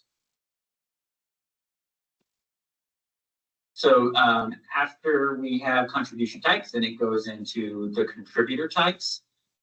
Individuals are just like you or I, giving money to candidates. That's just Derek Hugo writing a check from his personal account. They go on A1, and then it's A2, A3, A4, and A5, by the way. Each one of these is in line of the subschedule that it goes into. Corporations and labor organizations, they're reported on their own subschedules, but they are the only entity types or donor types that have contribution limits in Indiana. And we'll go through what that means here just on the next slide. And then political action committees, they get their own subschedule. And then you've got this large A5 subschedule of just other entities or other types of donors. And that's LLCs, LLPs, other candidate committees, other regular party committees, which just means like a local party. And those are unlimited, by the way. So while a corporation is limited in how much it can give you, an LLP could, write you $1 million check. Derek, I want to go back to your contribution types a second, talking about loans. We actually have a candidate locally that is contributing a loan to their office. And so I'm assuming that if they get other contributions, theoretically, they can pay themselves back. But yeah, that's correct. That would, yeah. I see a lot of people that might think they're, go ahead. But in the event that they don't get other contributions, that loan either has to be written off, I'm assuming. Yeah, you can't close your committee with debt. So you have to, the person, which is relatively easy to do, has to forgive themselves of the loan. But they have every right to claw back their loan in the event that other dollars come in. Yeah, absolutely. Yeah, they're publicly disclosing that if I'm the candidate, Derek Hugo as a person is writing his own candidate committee, Derek Hugo for sheriff, $10,000 to get his campaign going. Should my candidate committee be successful in the primary, then all of a sudden I'm going to have a lot of people that maybe didn't support me before that now are trying to suck up like, oh, now I need to give Derek a check.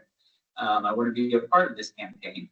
And then I could write a check to me, paying me back. So Braun famously did this the first time he ran for Senate. He paid himself back after he put money into his campaign to run. I'm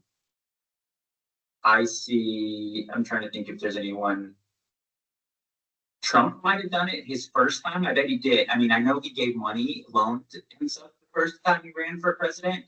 So I think he probably paid himself back. So you could actually probably go find where Trump paid himself back after the money came in. And then unfortunately, you also see many times where the candidate loans themselves money, they lose, and they can't pay it back. So like Shreve, who ran for mayor here in Marion County in Indianapolis, I mean, he loaned himself $14 million and lost. So, no one's going to give money to a candidate committee doesn't have a candidate running for active office. And so in order to close that committee, we had to write a letter and Shreve had to sign it. And we had his treasurer sign the other part on behalf of the committee, saying basically that he forgave the committee of its debt obligation to him. And then we filed that debt forgiveness letter with the county election board that allowed us to zero out his debt to the campaign, and then we could disband it. And in the event of like Governor Braun or the president, they could still be collecting funds after the election that allows that loan to be repaid. It isn't that there's a time deadline as long as the committee is still open, right? Yeah, that's correct. Obviously if you lose, it becomes very hard to do that. But you still see it. You still see, like Marco Rubio had to do it when he ran for president. Like Scott Walker, you saw a lot of people that would still, because they were still candidates for other offices, so they could still raise money. But you're right. You can, even after you lose or win, there's not a certain amount of time that you have to pay it off. So I've got candidates who lost races for Congress in 2022, and we still file zero reports just in the event, I'm not aware that they have any aspirations to run again, but why forgive the debt and close it in case there's a future run off it? Like in case there's a future run where they could raise the money and pay themselves back. So you don't have to create a new committee for each office you're running for. You can just keep that same committee for if you lose the, the one raise and decide next year I'm gonna do this next raise, you don't use the same committee stuff. Mostly you can't cross from state to federal though, because the federal government regulates campaign finance for federal candidates and the state regulates it for state candidates. And the rules are very, very different. So we haven't talked a lot about federal rules, but like the federal rules are very strict. And so you would never be able to take your candidate committee from a state level organization and convert it to a federal. But you oftentimes see people at the state and local level running for different offices. And they do it all the time. And then you also see people at the federal level reuse their candidate committees. You can always convert federal dollars to state dollars, but you can never convert state dollars to federal dollars. That's the rule of thumb. Because federal dollars are a lot more strict in raising. Okay, so for contribution limits for corporations and labor organizations, basically, you guys can take a picture of this if you want, but basically what a corporation and a labor organization can do, they can give up to $22,000 a year. They can have $22,000 in campaign finance activity, so $22,000 a year in donations, apportioned in these ways. So it's $5,000 for statewide, $5,000 for state central committee, $2,000 for state senate, and $2,000 for state house of representatives, and so on. So when you get to the bottom, you've got $2,000 apportioned in any manner among all candidates for county, local, and school board offices. So that's not that much money for a corporation to split amongst all local candidates. So the limit is not $2,000 per candidate, it's $2,000 amongst all of them. The fine for going over this, the expectation is on the corporation to do this. You guys obviously don't know if a corporation has given to another local candidate, so there'd be no way for you to police this. So it's on the corporation themselves. You can always accept the contribution, but they're going to be the ones that get fined. They're fined 3 times the amount that they've gone over. So it can get pricey quickly. So does that make sense for those? Okay. So, and that's per company, Go right? ahead. That's per Yes, sir. company. So in the event that you're working from numerous companies and you're making contributions from numerous companies, each company can give up to 22,000. Or Each is, corporation. yeah, Yeah. it's not, there's no related party, additional requirements or limitations. Say that, but ask it differently. I don't know if I You've understood. got 2 LLCs. And this corporation is not all. Okay, C Corp, so this is not applicable to LLCs or, Right. Not applicable to LLCs. C Corp only. Does subsidiaries matter? That's a good question. And I think the last time I talked to an attorney about this, if it was, I think the answer was no. I mean, I'm not an attorney, but the last time I talked to someone about this, at the federal level, of course, all that would be closely monitored, but at the state level, I would feel comfortable accepting it. If the scenario happens to you, I would probably want to get like a legal answer to that. Fair enough.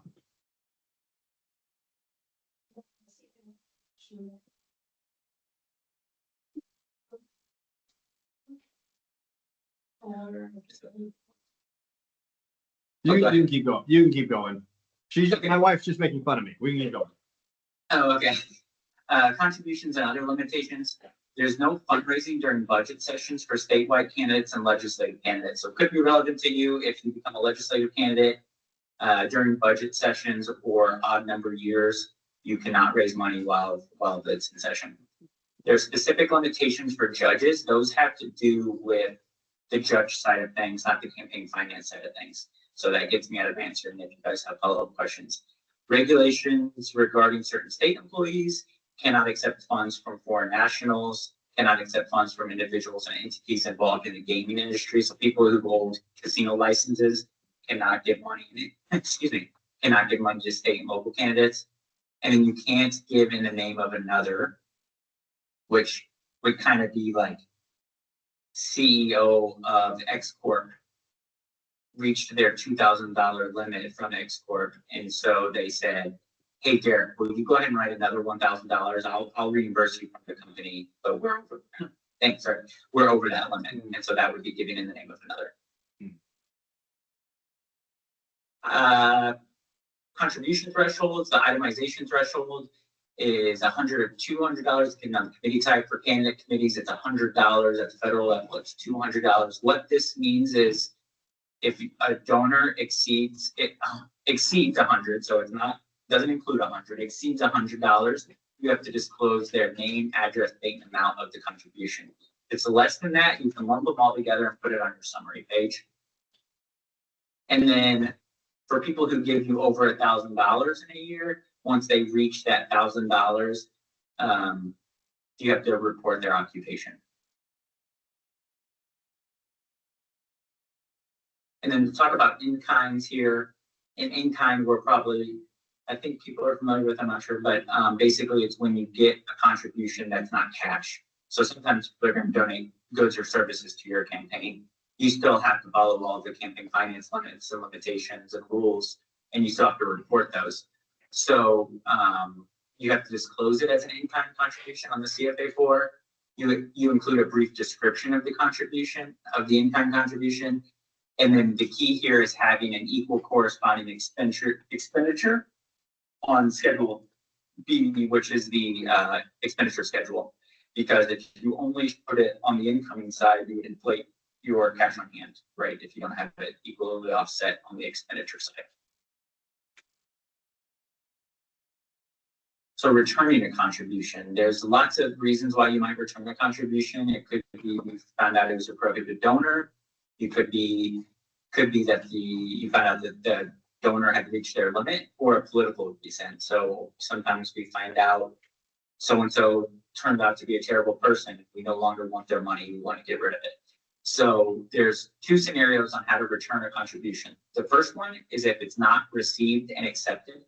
This basically just means it wasn't put in your bank account or your financial institution in any way. You still have the live check. You can simply just return the check or cash, and you're not required to report it in any way on the CFA-4.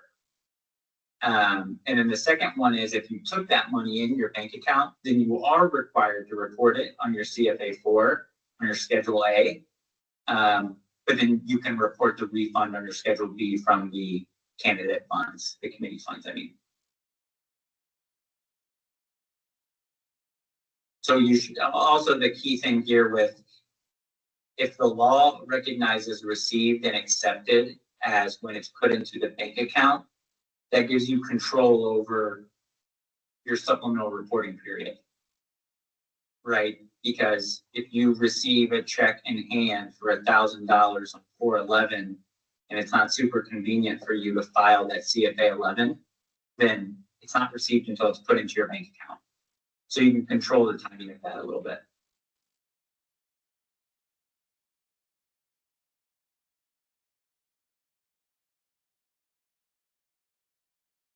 So now moving into expenditures, it's a disbursement made for the purpose of influencing an election made by a political committee, and it's reported on Schedule B. Every expenditure on your Schedule B is going to be coded in one of four ways: either contributions, fundraising, advertising, or operations. They mostly make sense. Contributions are when you give to another committee or a 501c3 of some type from your committee funds. Fundraising are expenses that have to do with raising funds for yourself. Advertising, print advertising, mail, t-shirts, stuff with your logo on it. And then operations is the big catch-all. I would just do your best when it came to coding these. I've never heard of anyone getting upset or filing a complaint against someone who used the wrong code, but just kind of give it your best. judgment, because if you go to the campaign finance manual, you won't find an exhaustive list. I mean, they do their best for saying what types of stuff should go where, but yeah, they can't anticipate every single thing someone's going to be spending money on. The itemization threshold is the same for local candidates. It's $100, and that just means name, address, date, and amount as well of the vendor. Disclaimers, you guys can take a picture of this slide, and then if you want additional information about disclaimers, I will also, you can email me and I can share this, the brochure that the IED puts out. But there's kind of 3 scenarios that we talk about. It's one scenario is when the campaign pays for their own literature or their own media advertisement or whatever, and that is paid for by, in this example, I used Governor Holcomb's campaign, so paid for by Eric Holcomb for Indiana. It was both paid for and authorized by the committee. The second scenario is it may have been authorized by Eric Holcomb for Indiana, but it was paid for by some other entity. So that would be an example of an in-kind contribution.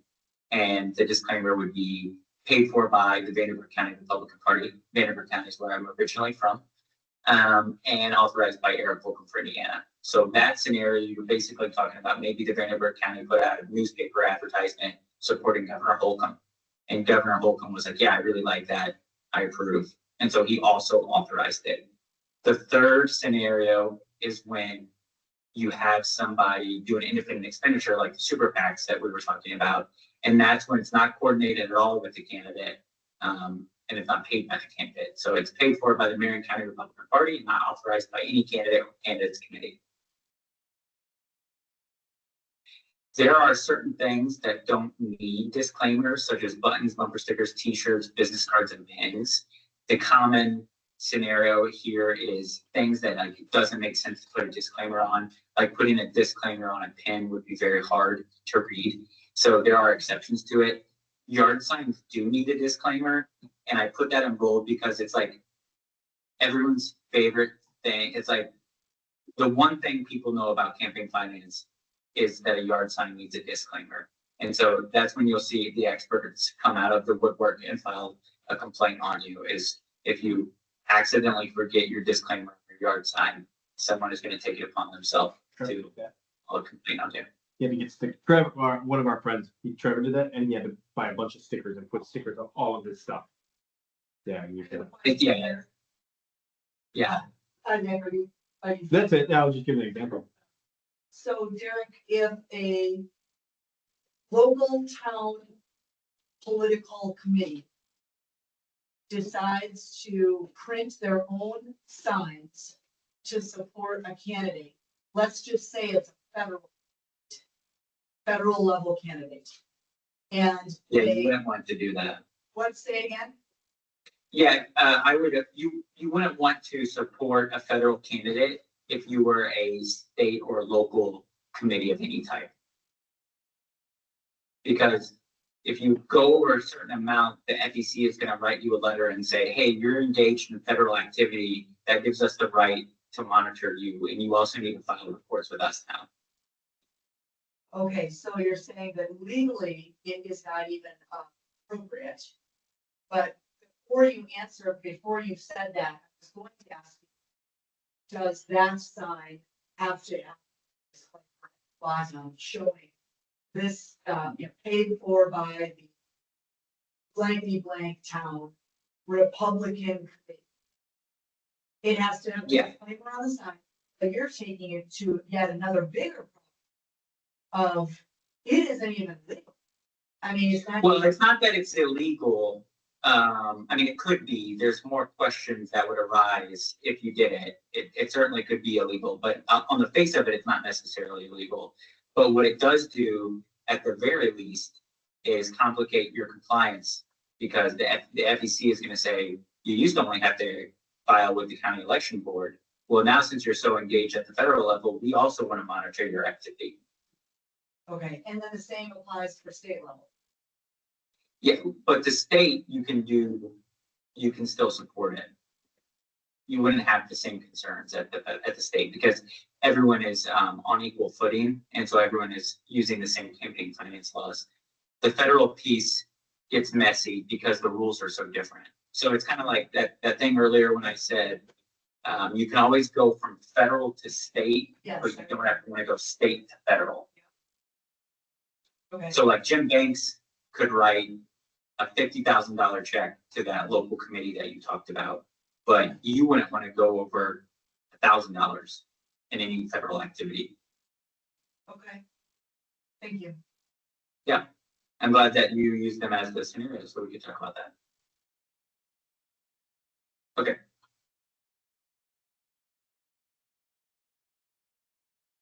The two things that are bolded on here as candidate committees are the things that you guys would want to pay attention to. The last things that aren't bolded would be you would want to pay attention to if you were a state or local PAC. But the two things, access for application for employer identification number, you have to get an EIN. You're required to get an EIN by law. And then also the bank is going to ask for it to be able to open up a bank account. And then 1099s, 1096. Some of you might be familiar with 1099s, but that's basically if you pay a consultant of some type or there's certain vendors that you would have to issue a 1099 to at the end of the year.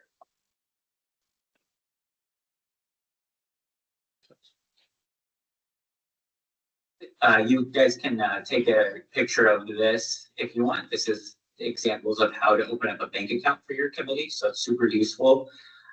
You can also email me and I'll send you this slideshow, but basically it's kind of what I just said. You apply for an EIN, you get your filed statement of organization, you submit it to a bank, and you follow the additional banking instructions. Now, I'll just tell you, it's gonna most likely be difficult. Like a lot of banks, they're either whoever you're dealing with at the local branch has probably never opened up a political committee. And so they have to get a lot of extra instructions, and then they're going to think that you need to do a lot more than you actually need to do. So your best bet is to talk to other candidates and be like, hey, where'd you open up your account? And I would do one that's not been around for a long time, because back in the day, banks would just like let people open them up with their social security numbers and give them all sorts of personal accounts, even though it was for a bank. Like now things are a lot stricter. So I use like Old National Bank. Old National Bank is an example of a bank that would be really familiar with opening up a community bank account. But it's just to tell you, I just say all that to say like it might not be super smooth as banks get nervous about dealing with political committees, and you kind of have to help them along. Like you kind of have to keep pushing them, and then also like, hey, we don't have any other Secretary of State filings other than our statement of organization. This is kind of the backbone of the entity type that we exist. The IRS recognizes us as a 527 political organization. So sometimes you just kind of have to help them out depending on who you get. And you can also always reach out to me too, and I can help. Take an example of, or take a picture of this, and this is how you register for your WinRed or your Canada, and that's how you can accept online contributions.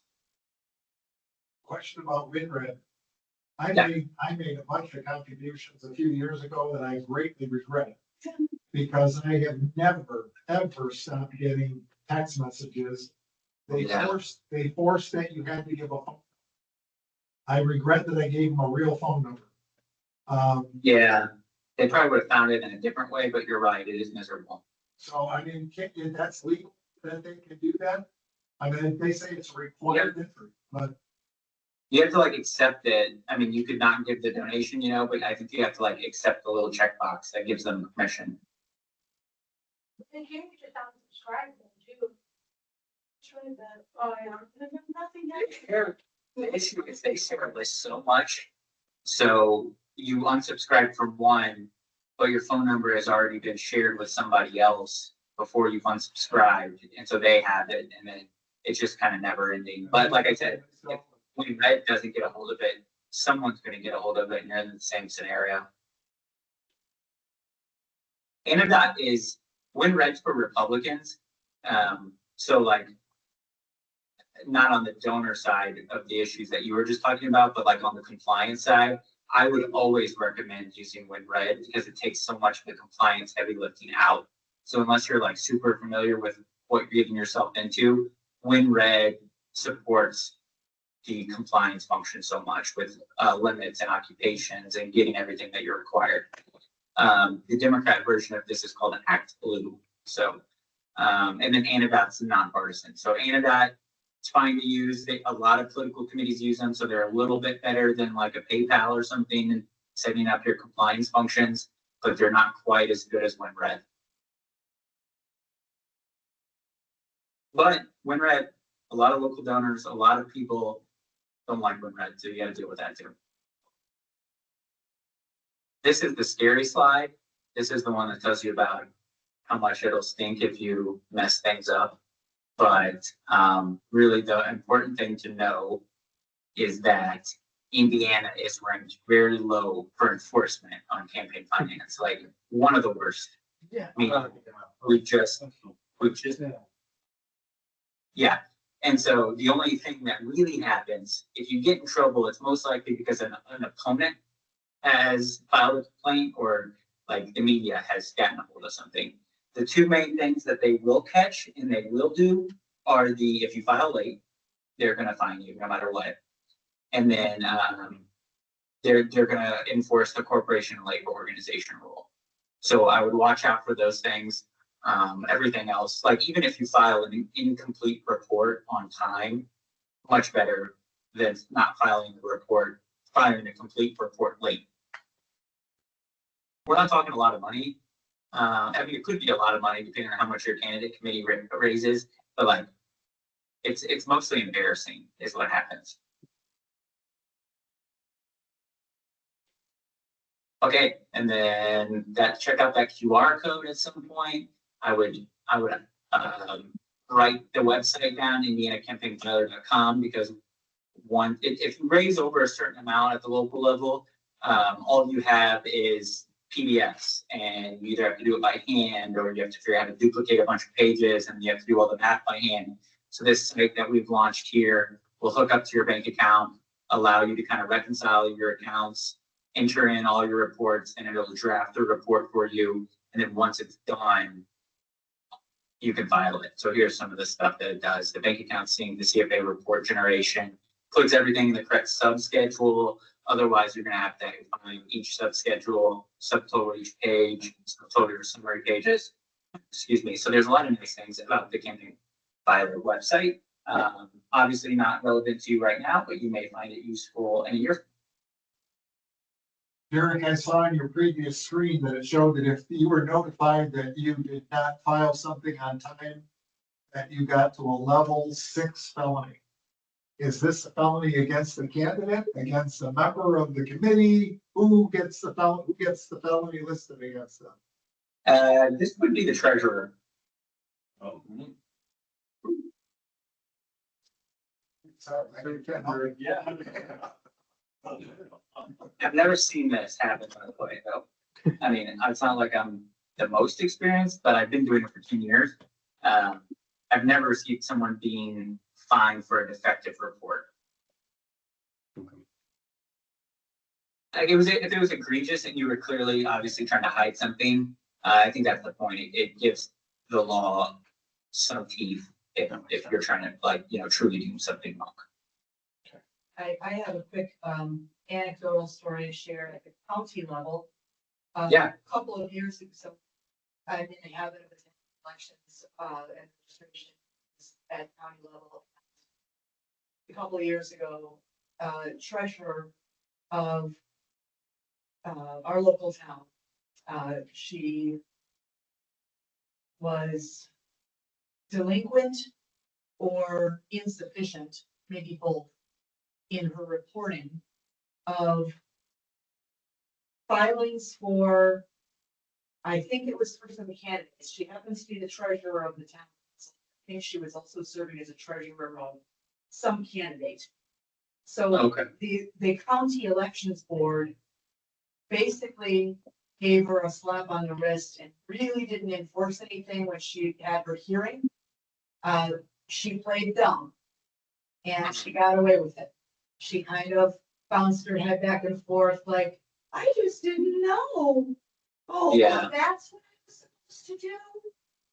Okay. Yeah, it's surprising that the county, I mean, would allow someone to do that.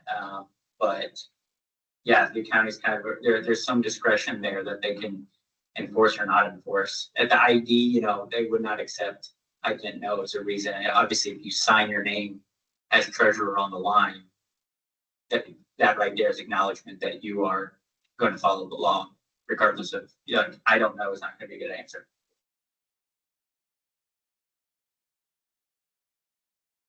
Probably what told them is the delinquency that you were talking about. Yeah. And then what happens is like, oh, it's delinquent. Oh, actually, there's other issues that we normally don't care about, but because you're delinquent, you're drawing attention to it.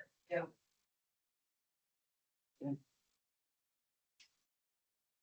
Any other questions? Here's all my information. Here's FBC information, the IUD information, anything you could ever want. Awesome. IED staff, there's a Republican representative and a Democrat representative. There's a Republican lawyer, then there's a actually, they just announced that they're leaving in protest kind of, but they're staying through the primary. By the time you guys are running, there'll be new ones.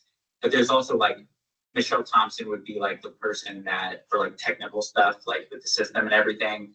Then you have like Valerie Brett King, who would help you out with interpreting the law, and they're great. Like I said, they've resigned now, effective the day after the primary. But I'm assuming whoever goes in there next will have the same qualifications. FXD is nonpartisan. So I- okay, keep it. When is IED is abbreviation for?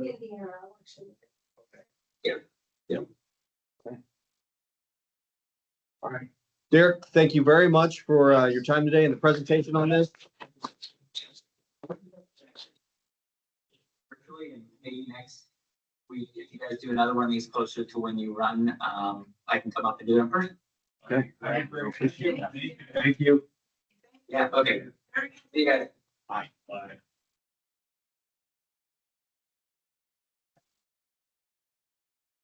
All right, I want to ask a question and then we're going to take a quick 5-minute break and then we'll jump in. All right, so I'm going to be real with you guys in terms of understanding this level, right? Like when I asked them about like, hey, come and do a 101, I wasn't entirely sure what to expect. However, Barbara and I have been to a number of these things. There's a lot of people who talk at that level and it's tough to bridge that gap. So I will say I have helped when I mentioned that Roger Alt, he's running for a town board position or township board position. I've been helping him kind of do some of the paperwork and stuff and just try to learn this. And we sat through stuff. I feel like I have about maybe a 70% understanding of the local paperwork and maybe about a 20 to 35% on application ability. Like literally taking what I understand about the concept and applying it. And I've been through some classes and sitting through this and all this. So this is totally doable. Like it really is. Takes time, but there's experts who have really been doing this for years. So I have about 1 year under my belt, sitting through a couple classes, and really to get it. I have not been hitting it super hard, just really getting adapted to it. So by, through this year or whatnot, there are other courses if you get real serious about it, but definitely when you start getting into it, like used to like, hey, I'm ready to go. There are people who are going to bring back this to your memory and they'll be able to help you with the forms and get through all this. So I know this is a lot because I'm sitting here thinking this is a lot for me even. Am I right? Looking at you guys being like, this could be a lot, especially when it just starts talking about, I had no idea that you become a separate entity when you run for an office. Like you become an own entity. You have a statement of organization with the state of Indiana saying, hey, I'm a separate entity. And so I have a committee and a treasurer. And my position is as whatever candidate for that I'm running for. And like, so I can give money to myself. One is a citizen to me as a candidate, and that's reportable type stuff. So that concept when it's within itself is important to understand. Once you understand it's a separate entity from yourself, you just are also the candidate and the chairperson, maybe. You can start to wrap your head around how you need to respect this as a separate entity with its own bank account, own social security number, not Just like a EIN, just like a business. And these are just the paperwork to make sure that you're filling out for the business the right way. I know I'm pushing on time, but I really wanted to Another bridge this thing to gap. add to it. Oh, sure. So, I started doing a lot of these trainings even before Isaac did. And I'm not a lawyer like Isaac is, so all the stuff you think he knows, I was kind of like, what is all this? And one of my very first trainings was a campaign finance training. And it was by the most monotone, boring person in the entire world. Like, I was like, I could hardly stay through it. And then like months later, I did a similar one by somebody who was a little more lively, but I remember like, Isaac, we have got to be able to teach this topic where people are like dying over this. And Derek actually was very lively and like he was good to be, he was interactive and stuff. It was great. And all the other ones too were, there was like no questions, no interaction. It was just all these rules. And I was like, oh my goodness, this is going to kill me. And I will tell you, if it wasn't for my commitment to try to be a great helpmate and to him in this, I would have stopped going after that first one.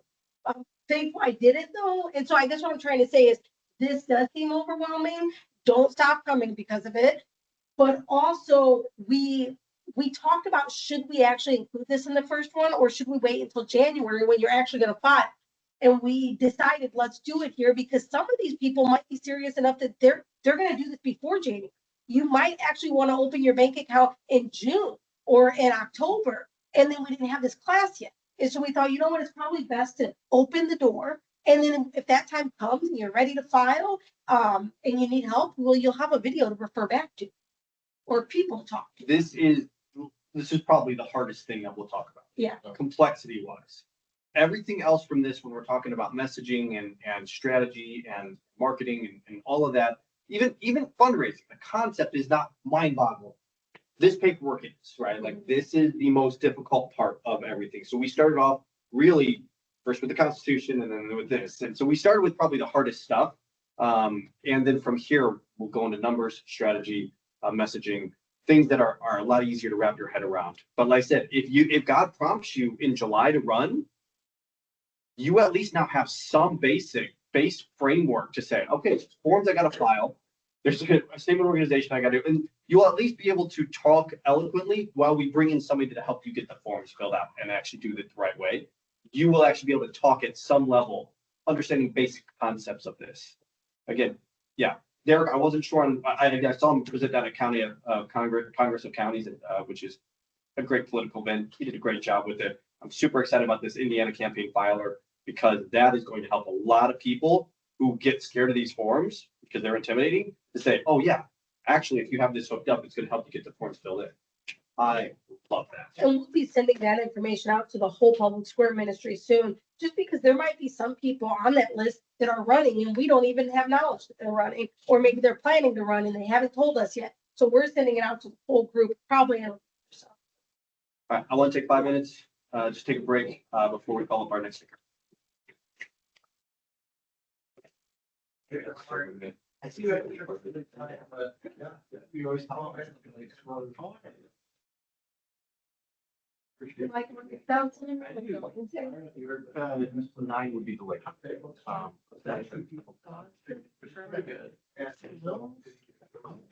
Yeah. Well,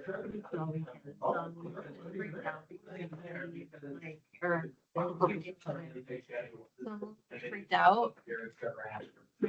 Yeah. Okay. I know it sounds like a stupid thing. So I'm sitting here like, we're close. I'm like having a little bit of anxiety. He's okay. yeah.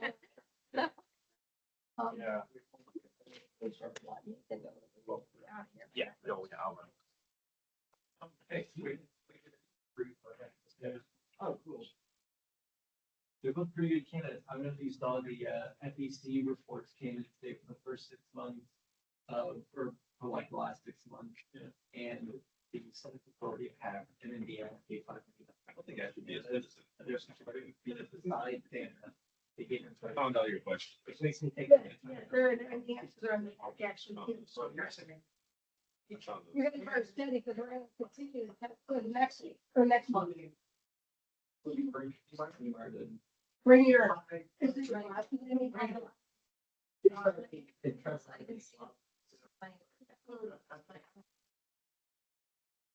I have five people. I don't know if I. A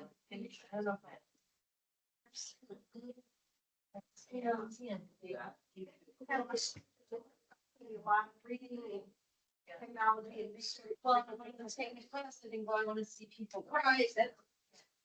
Yeah. So it's a very complex thing.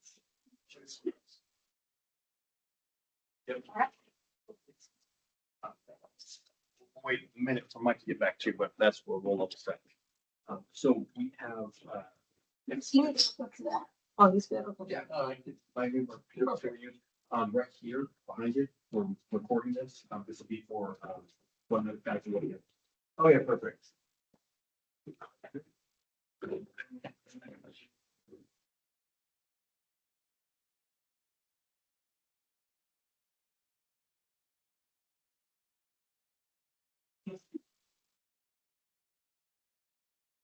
And we'll send this video out to the whole class, even though we're mainly recording it for 26, but this might be a good reference for everyone to refer back. Thank you. Good boy. Mike should be back here, but I figured he should. Oh, he's right there. Who just jumped? There we go. You can start with that. John, let's do this first part. So I guess first I should probably introduce myself. My name is Nathan Roberts. Pretty met you too. Yeah, we spoke at the St. Patrick's Day dinner. It was good. But I'm Nathan Roberts. I work full time for Turning Point Action. I'm from Indianapolis originally, and I moved up here to Fairville 2 months ago just for Turning Point Action. I'm helping Trevor Reese for state senate. He's a member of Living Stones, and I'm also helping Jay Starkey. He's also a member of Living Stones. I just came from an event. Scott Pressler was speaking in St. John at 4. We had about 60 people show up, which is pretty good for any like political event. And the whole goal of why Scott and Pressler came to town was to get everybody together, hype them up, and then go out and knock doors. Because something that you hear complaints about is Trump rallies are fantastic. You get 200 or 20,000 people, 30,000 people, but then it's like they just dissipate afterwards and they're not actually doing anything. So the turning point model is basically get people together and then go knock doors, because doors win wars. It's a saying because it's true. And it's very dependent on what your district is. I think, Isaac, most of you are more kind of local races. If you're running in a local race, there's no reason why you should not knock on every single person's doors that votes in Republican primaries ever. You should be doing that 100% of the time. If it's anything less than probably like 3,000 Republican primary voters, you should be knocking on 100% of those doors. So I work for Turning Point, like a little bit of background. I work for Turning Point Action, which is different from TPUSA. They're both founded by Charlie Kirk. TPUSA is only on colleges and high schools. Their goal is basically to make young people into conservatives. I work for Turning Point Action, which is basically to get conservatives elected to stuff, get Republicans elected to stuff. So it's pretty applicable to this. This is the 2022 state senate primary election. So this is last midterm cycle. And this is the easiest way to know how many votes you need to win, is just look at what it was last time. And then you can adjust it a bit. I don't know if, I assume your guys' elections are probably all 4-year cycles. For what you were probably going to end up running for. 2 or 4. 2 or 4, yeah. It's tougher to calculate how many votes you'll need, because then it shifts between a general election to a midterm. But if it's 4, it's really easy to find out how many votes you need to get elected to stuff. I don't know if you guys are going to have like competitive primaries or even competitive generals, or maybe one, both, or neither. But there's so many fewer people that vote in primaries compared to the general election. If you're in a competitive primary, like you need to be knocking on every single door, because that stuff does make a difference if people know who you are and they have a conversation with you. So in this situation, Dan Darnell, this is the candidate I'm working against, Steve Total Rhino.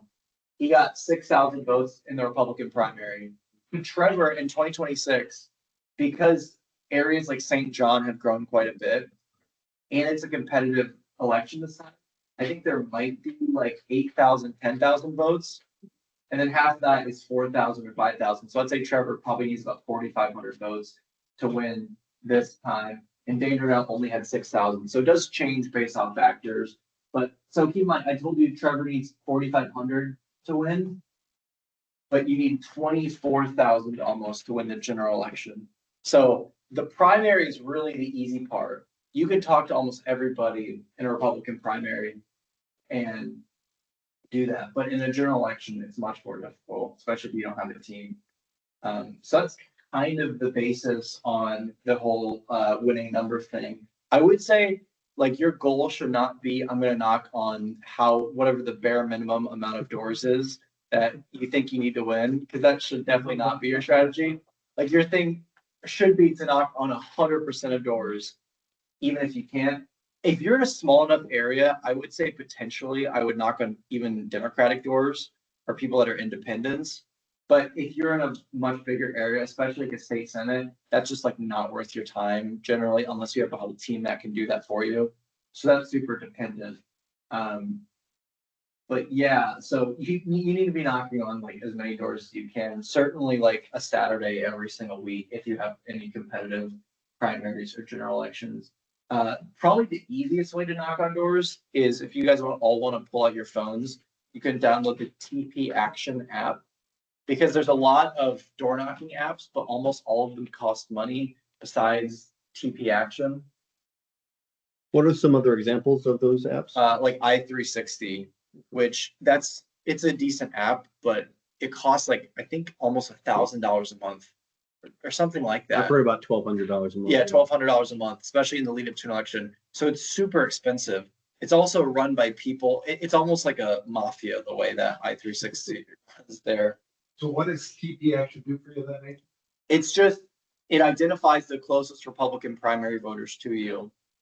And if that's your goal is winning a Republican primary, it's the best app you can use by far. Yep. It's TP Action. Updated how often? Is this 2-year-old data, 4-year-old data? It's updated for 2026. It's updated for 2026. Which would be 2024 election results. Well, they use primary and general and midterm elections and all of that. So it's not just if you vote for president or if you're a registered Republican, because there's no party registration in Indiana. It uses all of that to determine how you can, or what voters to talk to. And it's very kind of geographically good too in terms of knocking on doors. I360 is pretty good, but $1,000 a month is a lot of money, especially if it's like a year out before an election and you're wanting to just talk to voters. I would not suggest getting I360 until maybe like a month before the election. I360 is basically TP free. Yeah, it's totally free, 100% free. Now, WinRed can do a similar thing, right? WinRed can do a similar thing too, but I think that also costs money. I think it costs money as well, but I think it's about if I remember right, it's like maybe 1,000 for the year Right. or something like that. That's true. So Sometimes if you're a candidate, you're with WinRed, the Republican Party a lot of times gives you access to it. that's true. But if you're an establishment favorite, if you're like in with the party, they sometimes will. I.e., if you go to Randy Niemeyer and he likes you, then he can give you access for free. If he does not like you, he won't give you access. So you're beholden to somebody else To the give party you chair. access. Yeah. Whereas with TP Action, you just have access 100% of the time. To understand, so I've been also working with Jay. And Jay's been sharing how he's working with different counties. He works with in Jasper and such like that. And how he gets snuffed out. Mhm. I mean, it's pretty amazing. It's scary. Yeah. You're thinking to yourself, we're all confident. You're all for Rick here. Not in your life. The person who has my job in Terre Haute, the county GOP took their entire website down and made every event like private and didn't tell her where everything was because they were so threatened by Turning Point being in the area.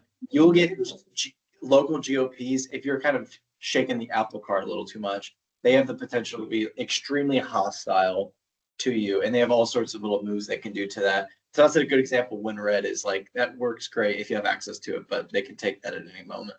There is a trade-off though with the WinRed as well, where their data has more errors in it because again, they're pulling from these public sources, sometimes outdated. to tell you whether or not this door is hard Democrat or soft or whether like Republican or heavy Republican. Like they pull this data to try to figure this out, and so does I-360 and so does Turning Point. And that was one of the things that you explained to me when we first met about that app. Yeah, all the apps, I-360, Turning Point, WinRed, they all, this is a little bit kind of, it's not much of a secret, but they all buy credit card data along with all the progressive groups. And they look at everything you ever purchased, what car you drive, what things you donate to, what house you live in, and then basically compile a composite of whether they think you're a Republican or Democrat, along with your primary records. Obviously, if you vote in every Republican primary, it's pretty obvious you're Republican. But if you're more inconsistent, then they use things like what kind of car you drive and whether you donate to the NRA and all that stuff to determine what kind of person you are. And then that's whether they would put you on the app or not. I mean, I'm part of the missions organization, and, you know, we buy source data as well.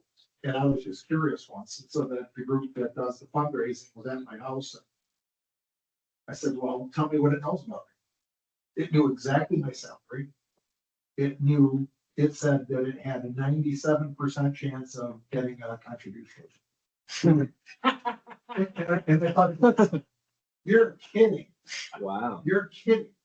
And I thought to myself, well, that's why I get all, you know, but I just don't answer the phone anymore. Just, I'm like, no. I'm all about candidates. You will never see a Republican National Committee donation for me ever again. Yeah, there's no reason why anybody should ever donate to a political party. So, so I was able to pull up on the app here, and it is showing me like within a couple of blocks of us. Those are all people that basically the app is saying these are Republicans that you should knock on their door that will probably vote in the local election. So my question here is that my number one here is Katie John, Pastor's daughter, who lives right next door. But Pastor Ron is also a Republican, and he's even a delegate, and like, you know what I mean? So why is he not on the list? Well, for one, possible that somebody else has also done it. It will never show two people on the same list. If you're both, His is different. Yeah. than mine. yeah, turn on You purpose. have to come over here first, and you have to fill this out to get access. So this app is really useful for the door knocking units I was just at, because you have 60 people there, they all click in, it shows everybody 15 different ones. So if all of you go on right here at the same time, it's gonna show you 15 different houses. So that's what it is. And also, it's not 100% foolproof. I don't know if Pastor Ron, if like why it wouldn't show him, because it probably would. Yeah. But it's And possible to show good one. So theoretically, if I want to I'm planning for next year and such like that, I want to do this off cycle when nobody's doing elections, then I'm gonna get a whole list of everybody because nobody's been to research. Yeah, basically. Yeah, so I have overlap of door knockers irritating the heck out of the homeowner Yeah. by 6 people coming over the course of a week and a half. that's a little bit unavoidable. Like in Trevor's race, you have Americans for Prosperity hired like 20 full-time people, and then Turning Point's doing all these events, and we're also, Trevor's always door knocking. So there's always gonna be a little bit of overlap, and if it happens, it happens. But yeah, that's why the Turning Point app is good too, is it avoids that a little bit. Yeah. So one of the things I noticed about this one, which I really like, is this one is focused on making sure people are prepared to vote and asking them if they have questions about voting and about upcoming elections, not necessarily candidates. Yeah. So I think that is unique to any other one of these. That gives you a list of questions too. You can ask the questions if you want to, or you can just ignore the questions. The whole idea of Turning Point action of what we're doing is basically there's so many people that you can knock on their door, talk to them for 20 minutes, look them in the eye, they'll say, I'm voting for you, and they just don't vote for you. That happens all the time. So the whole Turning Point model is basically find people with absentee ballots, which is a good part about this app. It tells you if there's an absentee ballot at their house and you can help them fill it out. And also you can tell them, hey, go early vote.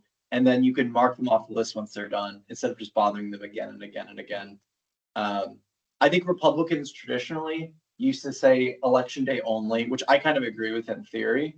But when you're running a campaign, it makes a lot more sense to knock on everybody's door. And beg them to early vote, and then you can just cross them off the list and not worry about it anymore. But you don't get information on whether they voted. That's not, You can see the absentee ballot thing when that's been submitted. I don't know if you can for early voting. It's not probably as applicable for you guys, but I think you can tell when they've early voted. I'm pretty sure you can.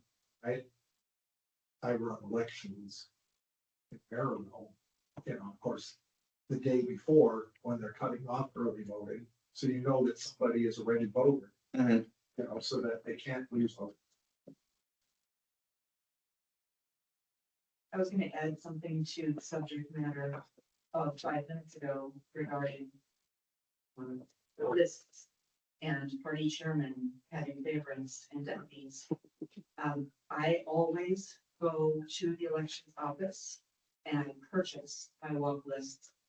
And it is so peanuts. It's $7 for the hard copy plus the sent to your email. So I don't want to ever have to go to a party chairman and just hope that he's giving me the updated list. I want it straight from the horse's mouth, that's the elections office. So what's $7 to me to get those lists from an unbiased giver?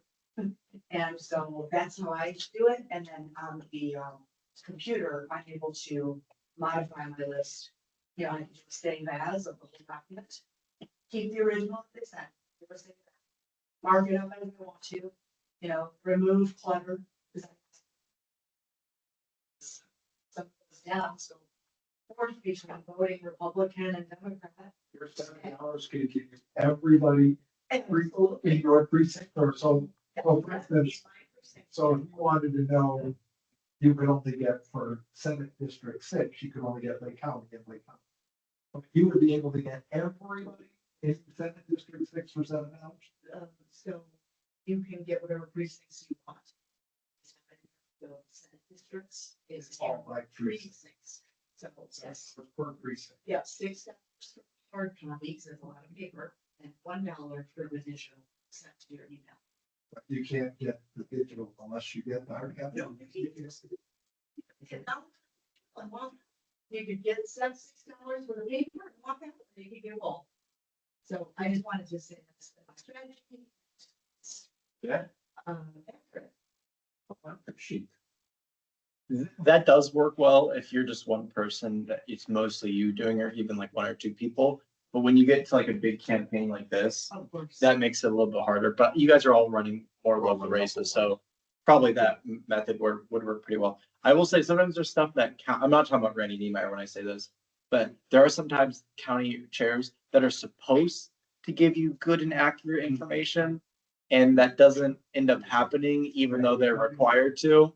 So And it doesn't include Randy Niemeyer. yeah, so it's a lot of you're putting a lot of trust in people when you do stuff like that. So So much, huh?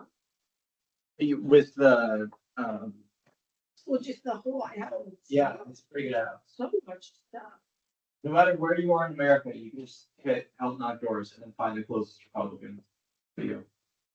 And also the whole turning point model too, by the way, traditionally campaigns have gone so much on getting the moderate vote, getting like the median voter, like the independent. The turning point model is like 40% of the country does not vote in elections. And that's even higher in midterms or midterm primaries. So their whole thing is finding people that already agree with us that are actually conservatives that can go out and vote instead of appealing to the moderate vote and then having to basically lose all your principles, which if you've noticed, that's what Republicans always do. So they say, well, I can't be Christian. I need to win the moderate suburbanite. And Turning Point says, why would we do that? There's tons of Christians that don't vote in any election ever. And if you show up to their front door, there's a good chance they might actually start doing it. So that's what the model is, or that app is really teaching, showing you who those people are. Can I walk through maybe an example with you? Mm-hmm. An example strategy, should I say? And I want to kind of walk through this, and this is me piecing things together over time here, and I'm just going to take the opportunity to walk through it, and anyone could critique me on this. I'm running for a local office. And so first thing that I should probably do is understand my jurisdiction, right? Like how many voters generally come out Yeah. and say, okay, and so what do I need to do to actually win this thing? And that's the starting point just for me to understand. If I don't even have an idea of how many people need to vote for me, I mean, I need to understand that. Mhm. So I need to understand how many people are voting for me, right? Now, I'm also going to assume that I understand what this position actually means, right? Because if somebody's going to ask you, you're going to go knock doors or do whatever, somebody's going to ask you, you should know what the position is. And whether it comes from the Constitution or where, you know, the responsibilities of it, you should understand it, which those books, by the way, they explain all that stuff. You should understand the content, everything that's on that page, that talks about what your position is for whatever you're running. I'm also assuming that you know why you're running and you can explain that to people. What's your platform? Why you run, right? And we'll talk about all of that stuff in the future ones. Believe me, all these future classes actually get a lot more fun. But rather than campaign finance forms and stuff. So so I know why I'm running. I understand the position that I'm doing. And I understand now how many people I need to vote for me. But that's not how many people I'm going to shoot for, because that minimum amount, if there's 2,000 people, knocking on 1,001 doors is not enough. Right. I need to knock on 2,000 doors. In fact, I can go up to 3,000 just by myself, and I should be able to actually knock that out. I'm just going on Saturdays. Mhm. All right. And we know that knocking doors is like the primary way. Yeah, I can have phone calls and have people do phone banking. I can do yard signs. I can do a bunch of stuff, which none of that's bad. But knocking on doors wins the campaign Right. for all the local stuff. Right. Yeah, like this is one of the big things that I learned. I was like, you just go knock a bunch of doors. Or if you can't reach all those doors, or maybe just help, get some friends to knock some doors. And then give them the brochure and with all your stuff and information and say, hey, go vote. And like literally just that contact point means a ton. Right. So I'm gonna go knock a bunch of doors. And and from there, I might even do it 2 or 3 times, depending on the size of jurisdiction. If it's smaller, I mean, I might just go knock some of those other doors, or maybe the doors I missed or something like that. And fundamentally, in a local campaign, I have an extremely high chance of winning. Absolutely. Does that seem about right in your all's experience too? There's nothing that replaces the face-to-face at the door. Especially with the candidate too. It's one thing to have even friends or family go out and do it, paid people, but if you are actually the candidate and talking to voters, that means 10 times more than anybody else doing it for you, even if they're really good at their job. But this right here has been one of the biggest things for me to be like, oh, that's what I have to do. It's not, I mean, raising money and putting out the signs is good stuff, and phone banking is good, right? Having people call people, all those things are good things. You got to fill out the campaign finance forms. So like if I'm running for an election, I'm literally probably focusing on getting my stump, like basic platform down with some basic marketing materials. And I'm going to hire somebody to help me with campaign finance forms. And then I'm going to go spend a majority of my time knocking doors, maybe a little bit of time fundraising. But really just knocking a bunch of people's doors. Yeah. Not even, maybe I don't even attend a bunch of other events and stuff like that. Just I'm gonna knock a bunch of You should doors. definitely attend events because those are like the people that can help knock doors for you. But yeah, definitely knock on doors. Good addition. Okay. See, this is why I'm standing You up. guys need to go to your local GOP event if you do not already. Why? Every town has a monthly GOP because you go there, you can become a precinct committeeman. They'll tell you to become a precinct committeeman. They vote for the county chair. The county chair votes for like the district chair. The district chair votes for the state chair. The state chair votes for the national chair. The Republican Party is not top down. It is bottom up. No matter how cynical you are, it is. And you're just not going to get involved unless you go to your local monthly GOP event. And also, I would say too, one of the best ways to make door knocking as easy as possible is to have like a slate of candidates you're supporting. So if you're running for something, find somebody else that's running for something whose boundaries overlap with you, and then work together, hand out your stuff and their stuff. Because at the end of the day, a lot of people say they're going to volunteer and they just don't.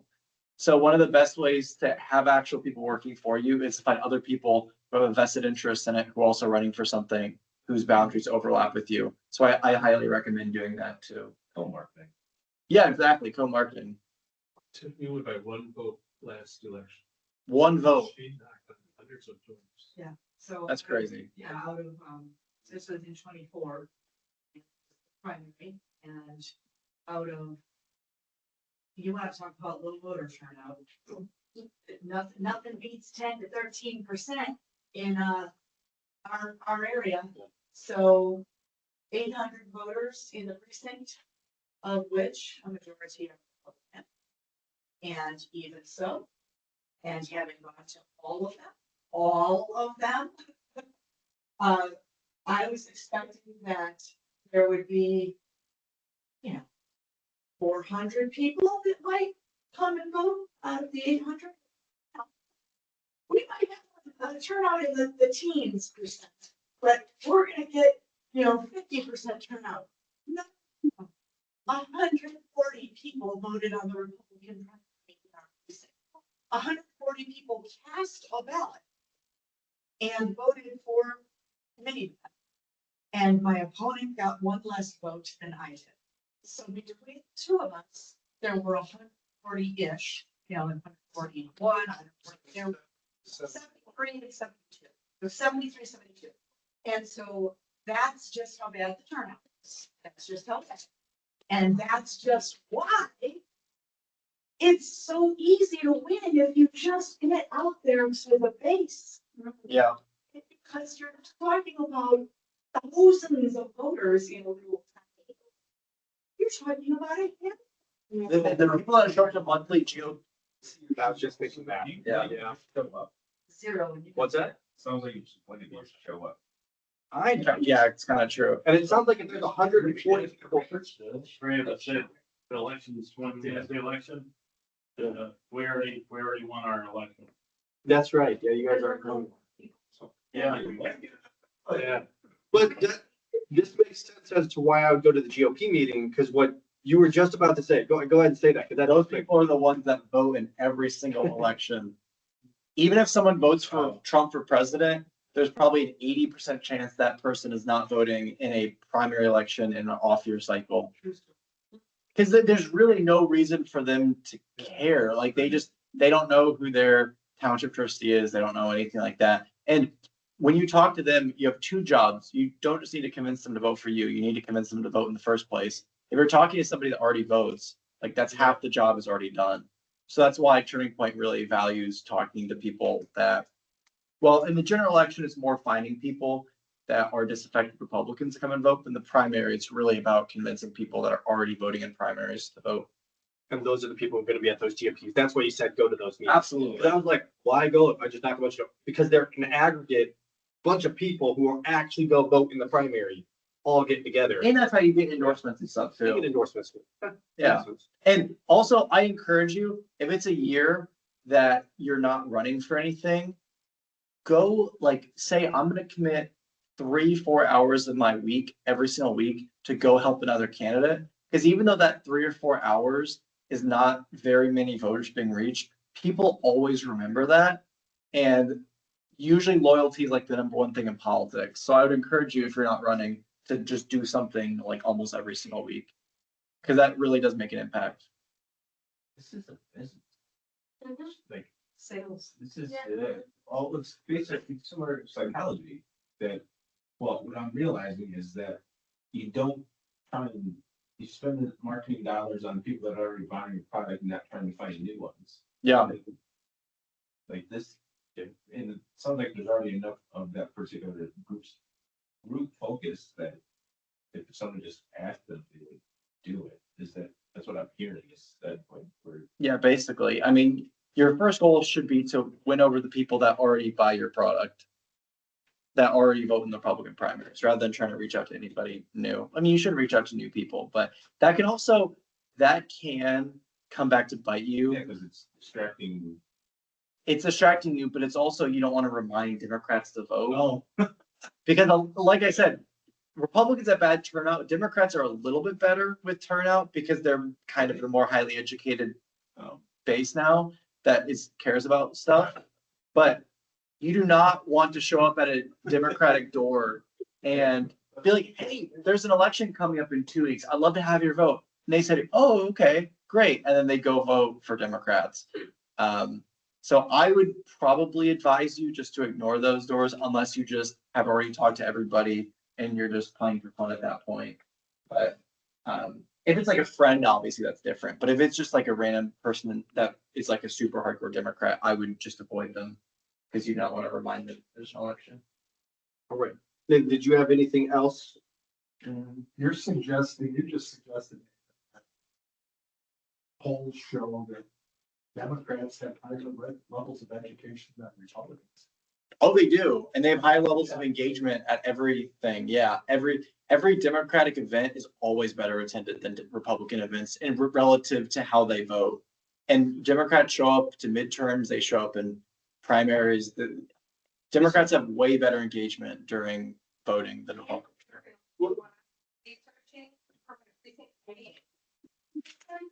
Republican training they put out there were not so great. So I found the Democrat ones online and learned from those for my benefit as Republican. This is pure academia.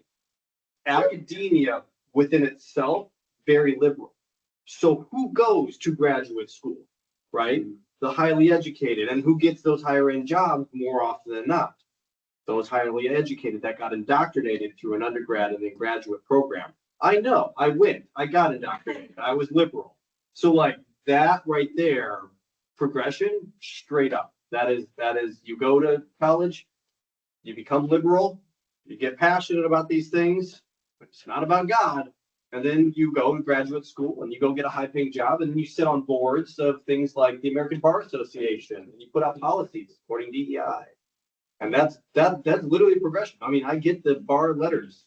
They're very woke because it's just a pattern of indoctrination in that way. Especially in Lake County too, because the history of like Chicago corruption, you would get Democratic precinct committeemen that would be like so corrupt in getting voters out to the polls and all this stuff. Republicans haven't really done like tons of voter engagement really until like Turning Point became a thing 10 years ago. Democrats have been doing this for the last 30 years. And it works. So that's why we're just now starting to kind of pick up on it. But yeah, Democrats show up with this stuff all the time. Anytime there's anything going on in the state house on any controversial issue, whether it's abortion, immigration, education, Democrats have an army of like 250 people that will show up at a moment's notice. Republicans, if it's any one of those issues, no joke, if they can get 5 people to show up, it's like a good day. Republicans, that's true. That's a good point. It's also in Indianapolis, which is a little bit more of a blue area, but it's like, you would think there'd be more than 5 people that would show up on an issue like immigration, abortion, gay stuff, education. But no, it's like literally probably 3 people will show up on average. Yeah. No, yeah, unfortunately, without God, I don't understand how you would have passion as a Republican. I really don't. I remember being liberal and how I could get passionate about that stuff. And I didn't believe in God. So it was pretty easy to get passionate about, I needed purpose in my life because secularism overall has no purpose. So like you're just existing. And so you have to grab onto something because we all worship. And so they gave these great causes to grab onto and run with and you could be passionate about it. And then on the other side, this sect that I didn't know about was very passionate about God. And that's where I'm at now, living still very passionate about God and saying, no, he's tangible, he's real. Get out there, get engaged. But I recognized how much of a minority of people actually are passionate about Jesus. They might go to a football game and woo, get crazy, but show up at church, you're like, if they go to church at all. And so that idea, you have this Republican base that really, if they don't know God, I mean, they're passionate about economics. That's like it. It's their wallet. That's the only thing that gets them motivated. Practically speaking, we're almost out of time. I need to give a spiel on the homework and stuff, but thank you.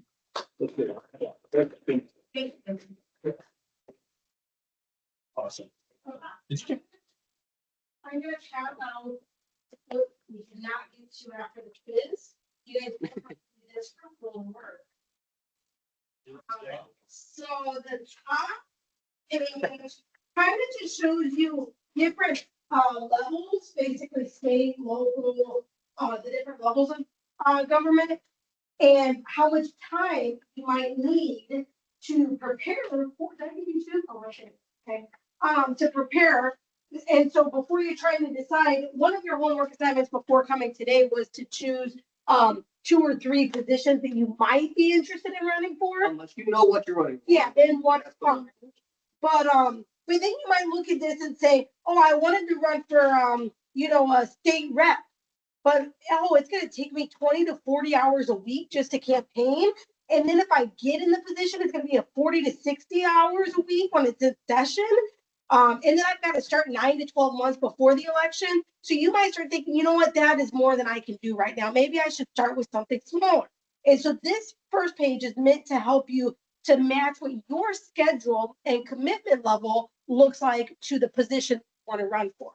And then the second page is right out of the resource guide that you guys have, but I wanted you to be able to write on this. Some people like writing in their books and some people don't. But this is really if you watch the Rick Green videos, his are similar to where he's like, there's one thing of should you run for office and can you run for office? And now the time for you to run for office. This page is going to help you determine that, including how does your family feel about it? How do you feel about asking people for money? Those kinds of questions you're going to fill out in this. And so you're going to do this before you come back next week because we will talk about it then. But also in your binder is Rick Green's workbook for his courses. The good news, those of you who did finish all of your homework, and it's okay if you did not for this first week or this first month, but the workbook does not start till the second video. And so you're not really that behind if you didn't do it all yet. And so for module 2, video 2 of Rick Green's, that's where the workbook comes in place. So I recommend you do the workbook for that as well. Some questions will overlap, but most of them don't. I've already looked through all of his stuff and our stuff. They complement each other really well. There might be a few that are, it's the same, but they're really a complement to each other, not,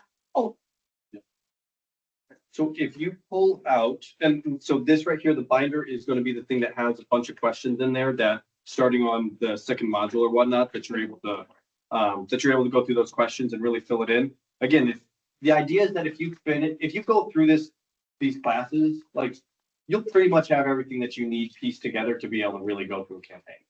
And that's the concept in a manner that you can win. Yeah. Kind of make this tangible for y'all. And back of the book, there are 2 constitutions for you. The U.S. Constitution, the U.S. Constitution is the little one, and then the Indiana Constitution, because both are important. And so those are for you. You might have a quiz, thing. Okay. So a homework, if you look at the agenda, it's right down here of saying, you should take a look at the Indiana Constitution. Have a couple sentences, 2 to 4 sentences on why are you running. And if you can't answer that in a succinct measure, that's a problem, right? Because if you're door knocking or if you're at an event, you should be able to explain why you're running. Super common question. Many people run because of an issue, and you want to field test that and bounce around internally with some people to see whether that messaging is the right way to go about it. For example, redistricting, not strong for most people. Most people don't know what redistricting really means. They don't really care, right? But there's a lot of issues that people very much care about, right? And so that's something you have to understand of what are you really standing for, right?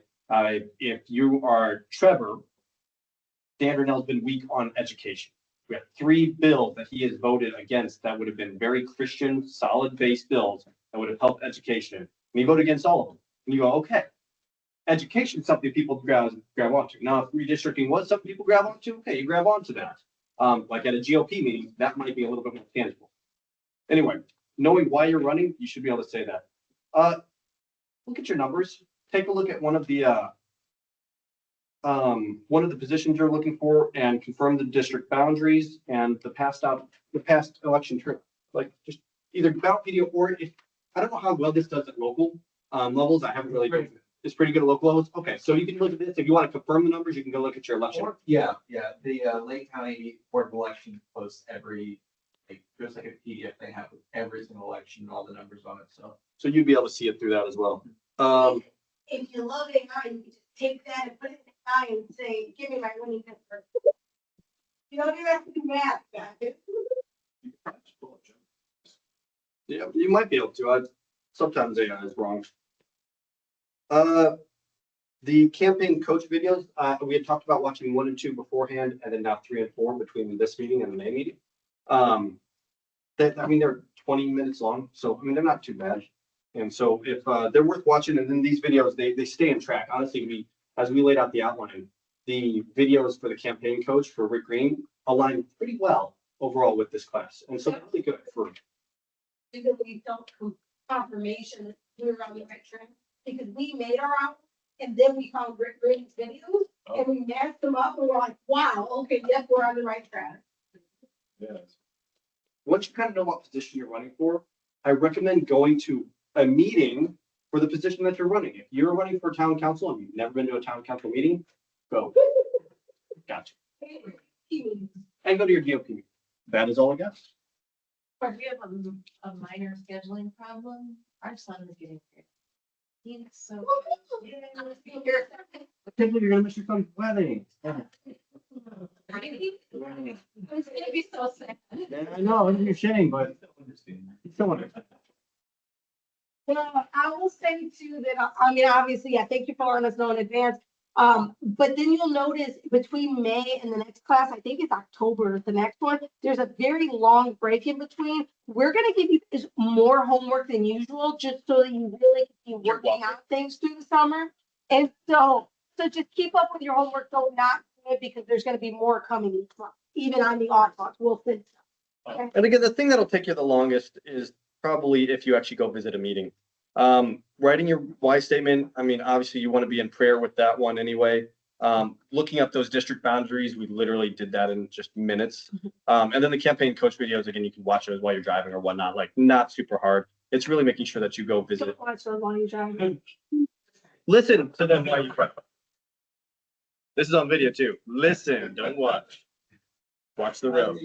On the way here tonight, I listened to Fox News regularly. And they were talking about amongst people that identify as Republicans, they said 96% will tell you that they're probably in there. Amongst those that identify as Democrats, only 36% I know. people claim that. It's all very sad. That they're voting for Yeah. Oh, my goodness. Like, go past the house and. Think they're Republican. Yeah. There's one on the first, and they're gonna find it upside down. Oh. Even knocking doors, when I see something like that or across, oh, I cannot wait to talk to the person. You see like a pride flag on this.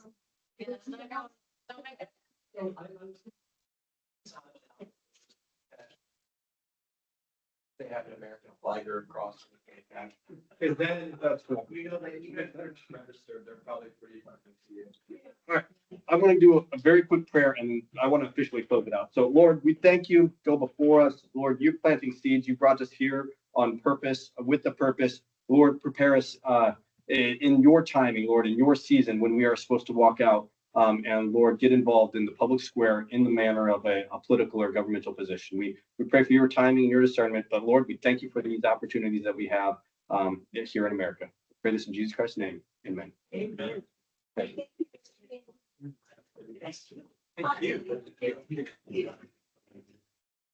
Stop. You weren't, no. They were talking all about it.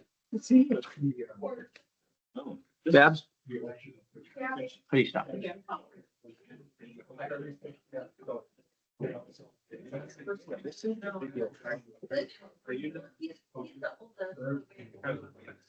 Here's John.